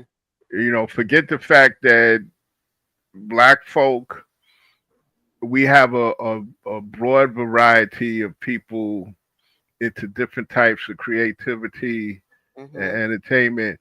Unfortunately, the powers that be, and I think this is no accident, they focus on the segment that does the lowest common denominator Right. of of entertainment. And I think it's done purposely so they can show other people, certain people, oh, this is the way they are. Hmm. Okay. And For, some people feel like that's our branding. yeah, You know, yeah, our own people. This is yeah, our our own branding. people. Our own people. Forget about the young guys and the young men and women that are coming up in jazz now. Hmm. Okay, forget about them. Okay, and this is why I seek my entertainment like off the beaten path. You I have look to. for yeah, I look for black creative people in jazz that are flying under the radar. Um, the same thing in music. Hmm. Okay, I get a total thrill out of finding out and listening to a black person doing classical music. Hmm. But I have a Okay. question for you though. We talked about earlier the theaters and stuff. Uh Well, let's huh. say I'm a person and I'm coming to New York and I'm coming on a budget, and I want to have a theatrical experience. Where'd you tell me to go? let me tell you what I would say. Hmm. And it's going to sound corny as hell, but what I used to do whenever I came to New York after I moved out, I would get a copy of the New Yorker Hmm. on the town, and it would show you every single theatrical musical performance that was happening Hmm. all around the city. What it, the time that was happening, whether it was free or if it was a ticket. Hmm. And I think a lot of people miss that. I haven't seen the New Yorker in a while. I stopped my subscription and and several months ago because God damn, they put out a magazine every week. But on the town, I used to use that all the time, Right. and I used it at the time when we went to New York Hold and on. they had the Marvel what Hmm. you call it, the Uh-huh. tour of Marvel comics, Hmm. and when to do it and what to do, how to do it and stuff like that, and it was a great resource Wow. Okay. So that's your thing. You would do there that around the town, on the town. on the town from the New Yorker. Yep. Okay. And I mean, it tells you the cost of things, etc. Right? Tell you the cost of things, tell you what's happening, what's supposed to Mm-hmm. happen, who's there, who's performing. You may also get a surprise performer. Mm-hmm. Somebody else may jump in there you never thought was going to jump in there, and so Oh, Oh, that's that cool. was my go-to thing for that. Okay. How about you, James? What would you do? Sorry, not from there. Here I come. Coming on a budget. I need to know right. Where to go to get some good entertainment? Okay, I would say that you would probably be best to go online and check out the lineup for Summer Stage. Okay, because Summer Stage is Rumsey playing field. Okay, the concerts are free, although they have some concerts where they're free. But if it's a headliner person, you gotta uh, get the free tickets online. Hmm. Okay, so yeah, I would look at Summer Stage. Summer Stage is great in that it's not like Otto said about Diana Ross.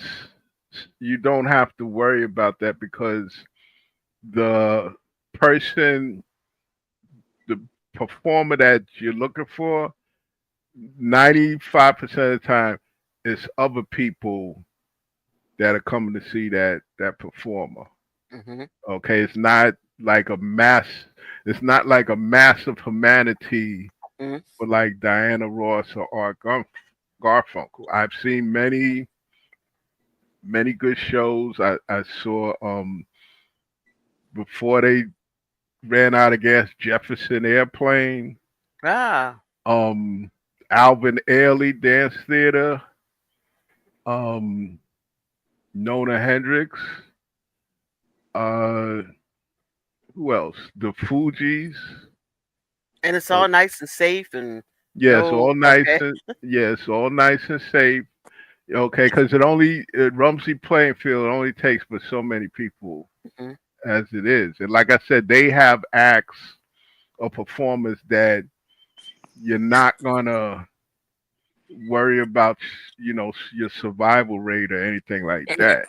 Okay. All You right. know what I'm saying? All right. So you have like it's not gonna be like WC Field say, "Oh well, I went to a beanbag tournament. Many were killed at it." So, Yeah. so you have that, and then I suggest you go down to Times Square and get online for tickets. Yeah. Okay, the tickets where you could get tickets at a low price. I Hmm. also say that you look for Shakespeare in the Park. Also, if also the thing about summer stage is now they're in all five boroughs. Hmm. Okay, and you have like little concerts within the boroughs, like Prospect Park. I remember their music concert series. I saw a blast from the past. The Blue Notes. Hmm. Mine is Harold, but it was Yeah. still the it was still the Blue Notes, and I think it was Black Ivory. But it's Um, always going to be something. yeah, I mean, you know, you talk about Prospect Park, even creepy, creepy Central Park. There's always going to be some. It's never going to be a something. quiet. It's never It's going to be a never. quiet thing. You're gonna find it's. You also gonna find some type of entertainment. Hmm. Okay, even if it's sometimes I don't know if it's still done. You have there was a time with Central Park where people would just go out there with their violin or their saxophone, and they would practice, but they would Hmm. draw a crowd.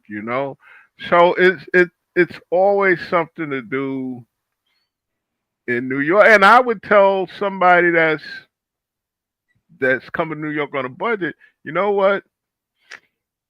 Go to Union Square Park, Hmm. sit down, get some ice cream, sit there, and just enjoy the flow of the people. Hmm. And you can also at the same time shop. You got a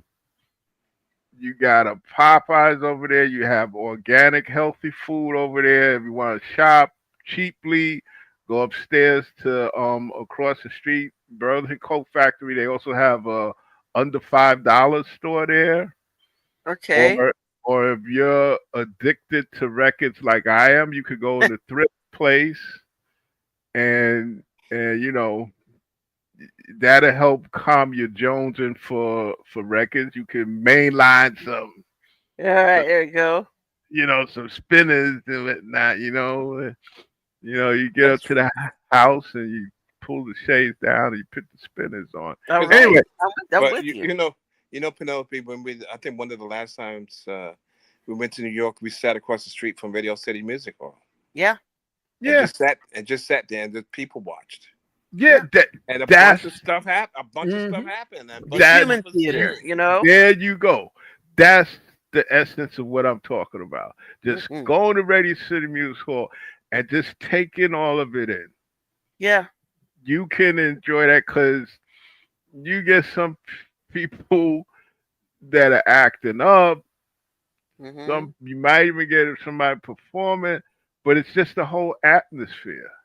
It's just the whole atmosphere. Whether it's Radio City Music Hall, hell, you could find what's the park near the courthouse in downtown Brooklyn? Gee, anyway, that park in downtown Brooklyn. Hmm. You could sit there. You got a lot of trendy stores, a lot of food places there near Borough Hall, and you just take it in, just like you could go to um the Bronx, okay, and just spend the day walking through Crotona Park. Hmm. You know, because see, what I like to do as a New Yorker is I like to, when I can, I like to go to certain places that are historically significant. Hmm. You know, um, and just try to picture what was going on years back. Because I always have this weird thing where I tell people there's certain parts of New York that was so active, so hot, Hmm. had so much going that I don't know, maybe it's me, but I get a feeling that this place is just starting to calm down. Hmm. Okay, especially the Low East Side, Chinatown, Hmm.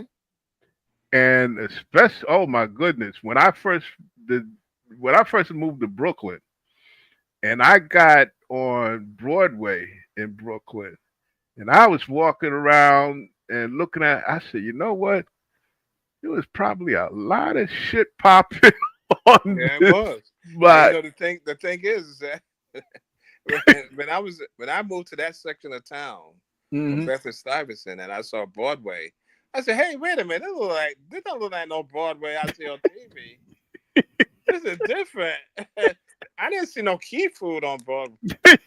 It's Yeah, a different Broadway." but Yeah.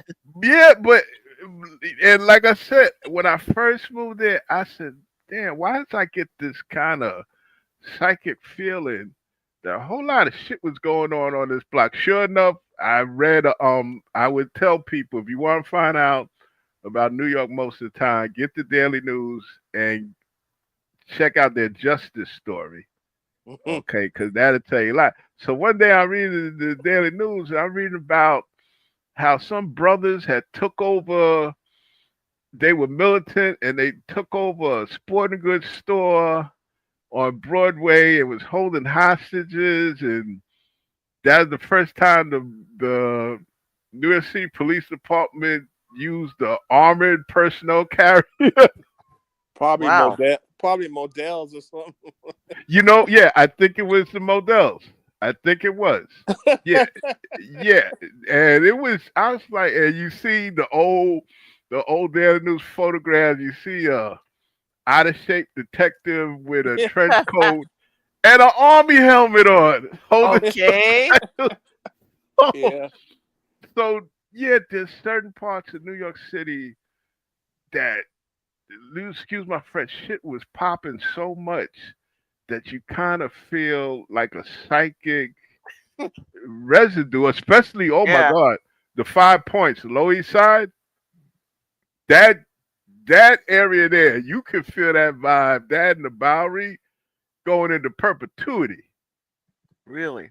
Okay, yeah, that was a hot spot back then. That's when the part of it was when the city first started. Then you had the the nativists, know nothing gangs, and the Bowery Boys, and the Dead Rabbits, and Okay. I'm doing research on this black woman. They called her the Purple Turtle And why? because she wore purple, and they said she couldn't really move because she was like close to 300 pounds, and Okay. she was like a fence.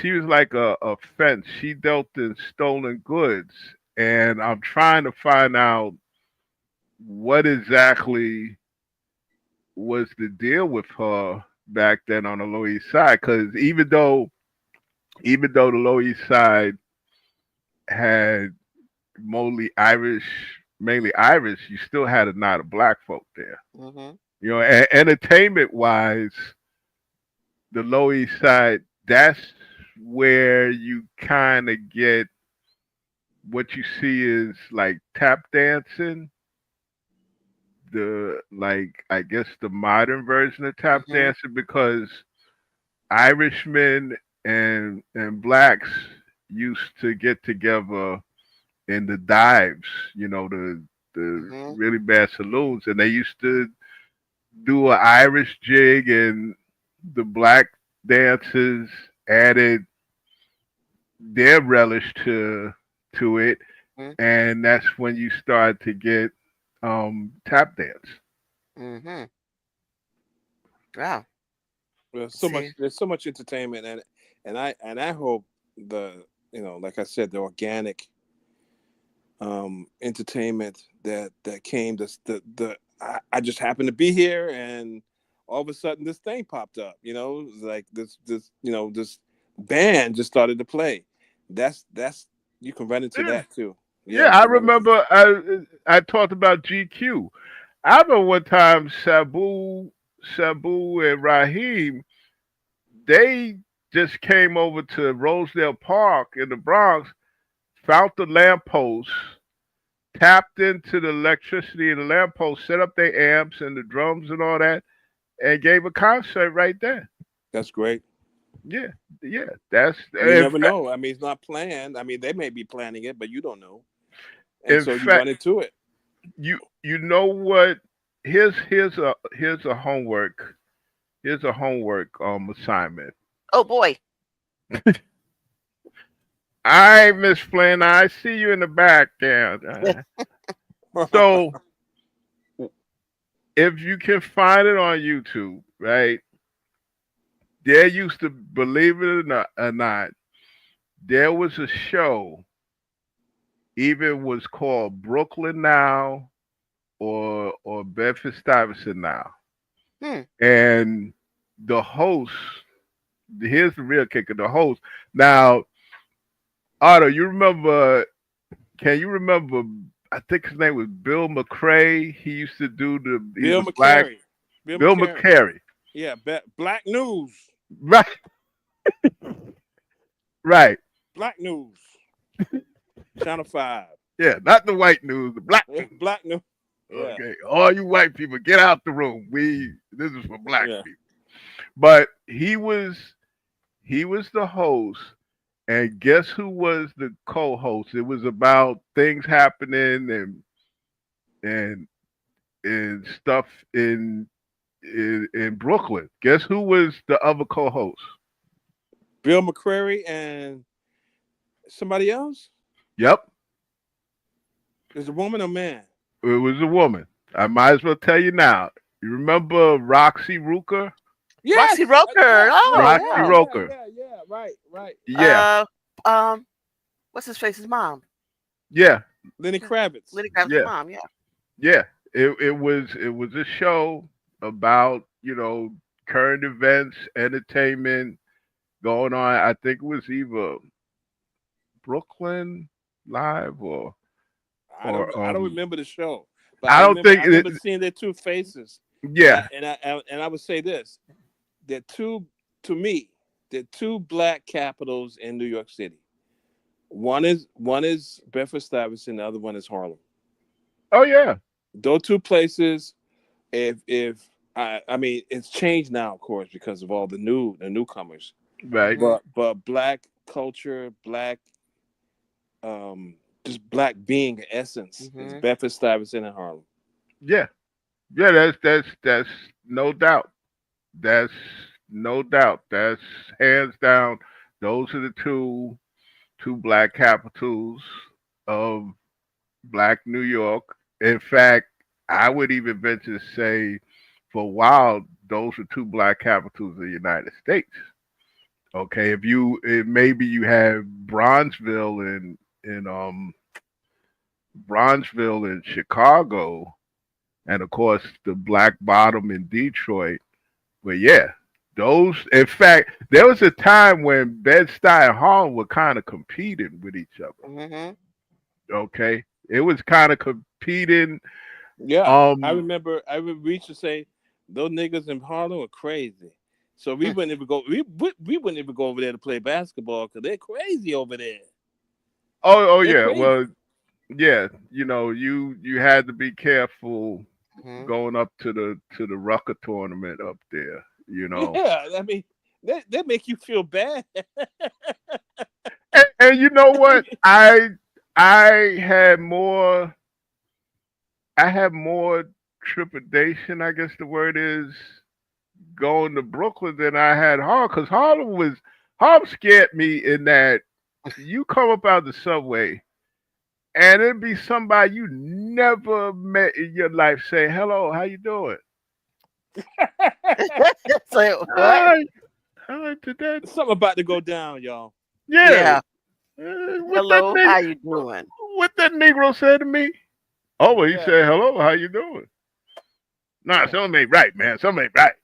Something ain't right. but Yeah, I don't know you like that. yeah, but I've I've always found that people from Harlem they are very friendly to a weirdness. Okay, where Mm. they're just you never seen this person before. I mean, recently when I was doing the book signing, I had decided to take the bus to go home, and it cut through Harlem. And when I get off to change buses, oh man, came by and said, "Hey, hello, how you doing?" All right, what he say? You know the thing. I remember when Penelope, we were up there in Harlem Mhm. several years ago. It's like it was Mother's Day, Yep. and almost every single black male said Happy Mother's Day to Penelope. Yep. See that? Absolutely. Well, it's a happy It Mother's just See Day. that? and Yeah. it just felt so real to me. Normal. Normal and And yeah. just and there's places that feel real to me. Harlem Mhm. feels real to me. Bedford Yes, it Mhm. does. Stuyvesant feels real to me. West Philadelphia feels real to me. These are real Mhm. places that I feel like black people were there for a long time, and I feel their spirit. And Mhm. Yeah. I can't really say into words what it is, but Mhm. I feel it spiritually that it's a place that's not trying to. I feel like I belong. I Yeah. feel like I That belong. Yeah. Yeah. With especially with me in Harlem, I feel like I just came back, it's from yeah, and yeah. you know what I'm saying. Now, They're what I from your other life. They're from your yeah previous life. Yeah. yeah Yeah, like I don't like feel that. I I don't feel that in D.C. I didn't feel Mm-mm. that in D.C. I don't feel I that No. in other parts of the country.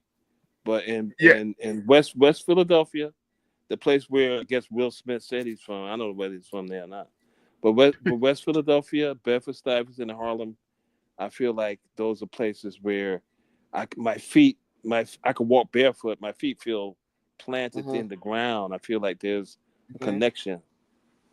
yeah, and I could actually say from taking my kids to drum and bugle corps out in Bed Stuy, they now I would never expect anybody to say, "Hey, how you doing?" or whatnot, Bed Stuy. Yeah. No, what the But hell's going on? No. yeah, no, but it was once I got to know people.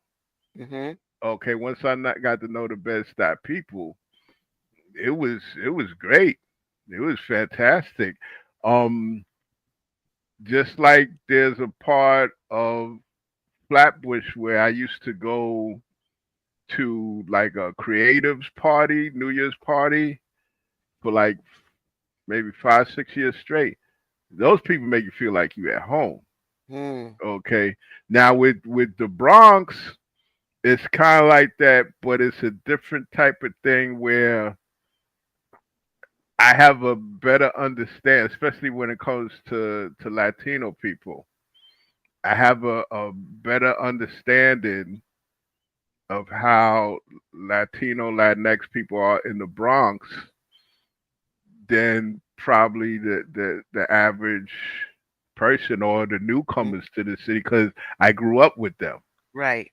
Okay, I grew up with them. I used to play with them. I used to hang out with them. So it's it's that home feeling from coming from a different perspective, Right. so to speak. I see it a little bit with some of these newcomers in Brooklyn. Hmm. Okay, but some of them need to kind of. But there's another section of them. These gentrifiers, hipsters, that kind of need to slow their stroll because they coming in the neighborhood and they ain't trying to get to know No, the no, people in the neighborhood. Some of them do, some of them do, but then there's a segment that don't, They come. They're and like they're gonna roll over. You know, roll no, over. no. yeah, What they're doing to me is they come into our neighborhoods and they don't know their place, right? So, like you said, they need to slow their roll so they can find their place where they belong. You know, the what hmm how they fit in.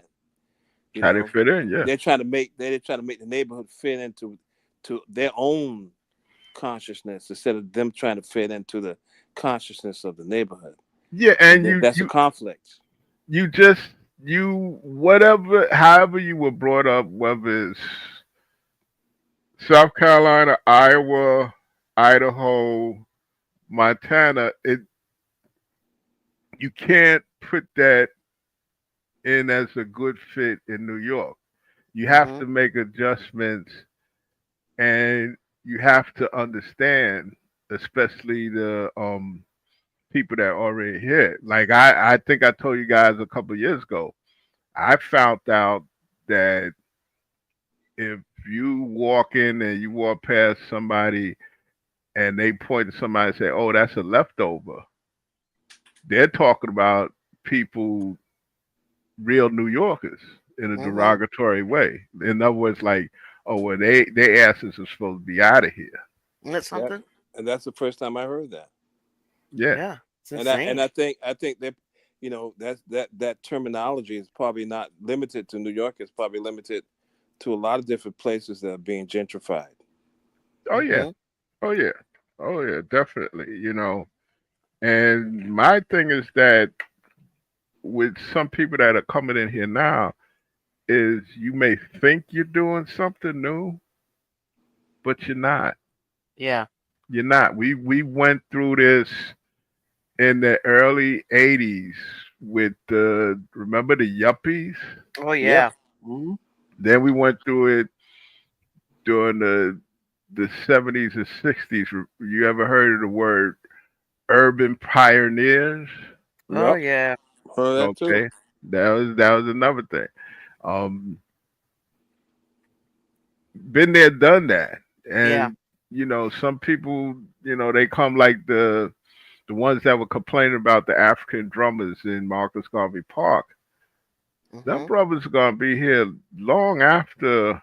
You're gone Yeah, long after. you know, don't come in here It's like if you thinking, didn't know that that's what goes on here, you shouldn't have moved here because that's what goes on here. That's like those people who Because the move thing in. Hmm. they're thinking about other things when they move into their neighborhood. They think about proximity to where they work. They're thinking about the bigger house for the smallest amount of money. They're Hmm. thinking about things other than the neighborhood. Now, the thing is, when my family bought their house in Bedford Stuyvesant, they're thinking about, oh God, here's a place that we can live that doesn't cost a whole lot of money, that we can stay. It's Mhm. very basic stuff. They're not thinking about centrality to Manhattan, or in downtown Brooklyn, or any of that stuff. It's like basic things. Can we stay here and people won't bother us? Mm-hmm. Can we stay here and get and be able to go to the local key food or something to eat? Mm-hmm. That's what we're thinking about, and they're not thinking about those things. And so when they come in and to interact with that community, is not as utilitarian as we are when we Mhm. got in, but it's utilitarian to them on their for their own purposes. You know what I'm saying? So Mhm. they come in at a different angle. Right. Yeah, and mind you, a lot of this stuff was has been plotted out because right now at my job in my desk, I have a book. I believe the name of the book is The Unknown Brooklyn, Mhm. right? And it was written by this gentleman, white guy, and he basically gives a report on every neighborhood, whether that neighborhood is good to move in or not. Oh, really? Yeah, How old is and that book? this book was, I guess, the early 2000s. Huh?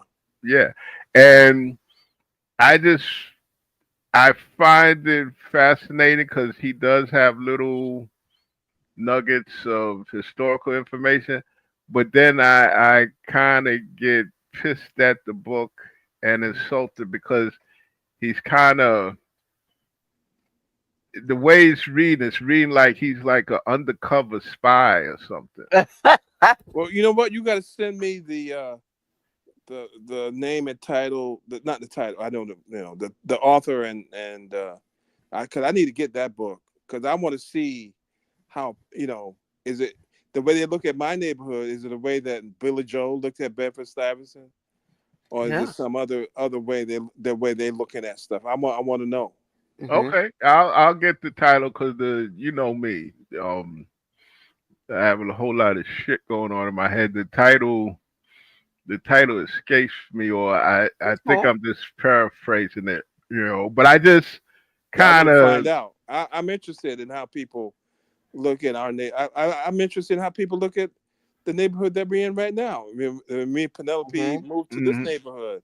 It was, I guess people call it a hot mess, Mhm. hmm and And now it's now, like, yeah, now it's like, 7-figure houses, living, mhm. by, and so now you got the people with the dogs, the white people with the dog. What comes. Yeah. You know what Yeah. comes next. Yep. Oh my! I gotta tell y'all after the show is over about a dog and whatnot, because obviously people have lost their fucking minds and shit. But I'll tell you about Yeah. this later. Yeah, but Anyway, yeah, go ahead. It's but just because Well, you still record, or we ended the show? yeah, I know what I was gonna say. It's about time for us to draw to a close. We're already 2 hours in, man. Okay. Yeah, wait, Okay. so I'm go ahead, go ahead. all right, no, it's just that okay, I'm working in my building, right? My field supervisor comes to me and he's tight. He's upset.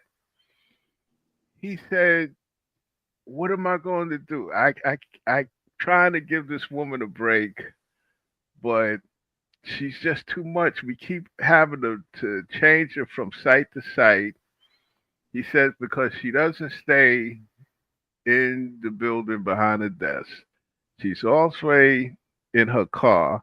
And then sometimes when I come, she has her dog with her. Hmm. I said, a dog? I said, well, it's a woman. She said, yeah, yeah, it's a white woman. I'm Hmm. like, oh my God. Mhm. I said, dude, you got to do something. You got to cover yourself Mhm. because I don't care what, I don't care. I don't want to hear about a service dog because in the field of work that we're doing, If you need a service dog to sit behind that desk with you, you shouldn't have that job. Hmm. You should Yeah. not have that job. And see, this is the craziness that's going on in New York City right now. You got Mm. people walking around with dogs thinking that they can bring the dog anywhere. I I got know news it's for you, ridiculous. man. That's Hmm. everywhere. Hmm. It's everywhere. Cause like I said, in our neighborhood, it changed. And what changed is the fact that people used to steal stuff. You know, like normal thief, like climb into your window, steal. Right? That don't happen no more. That don't happen no more. And then you used to have dogs, or stray dogs running around, and that don't happen no more. And now instead of stealing like normal stuff that people steal, these people around here steal dogs. Hmm. They'll steal Crazy. your dog. They'll steal your damn dog. Okay, that's listen, that's supposed to be Texas, okay? Mm. Yeah. Yeah. Yeah, if anything, it'd be a problem stealing somebody's horse. Am I Yeah. Yeah. Yeah. what? I mean, what is it? They ransom the dogs, you know? Oh my goodness. No, no, we're doomed. Hmm. Oh, the pain, we're doomed. No joke. I mean, Oh, Hey, somebody stole our dog. yeah. They stole our they do damn it. dog. Hmm. And people, and People a couple, crazy here. yeah, they're not stealing like coming on your porch stealing your packages or anything. It's like the white people need to have dogs. They gotta have it. Lord. Oh That's the boy, thing. the poor dog. All the dog is thinking about is bacon. That's Yeah, can I the just have some bacon, please? bacon, please.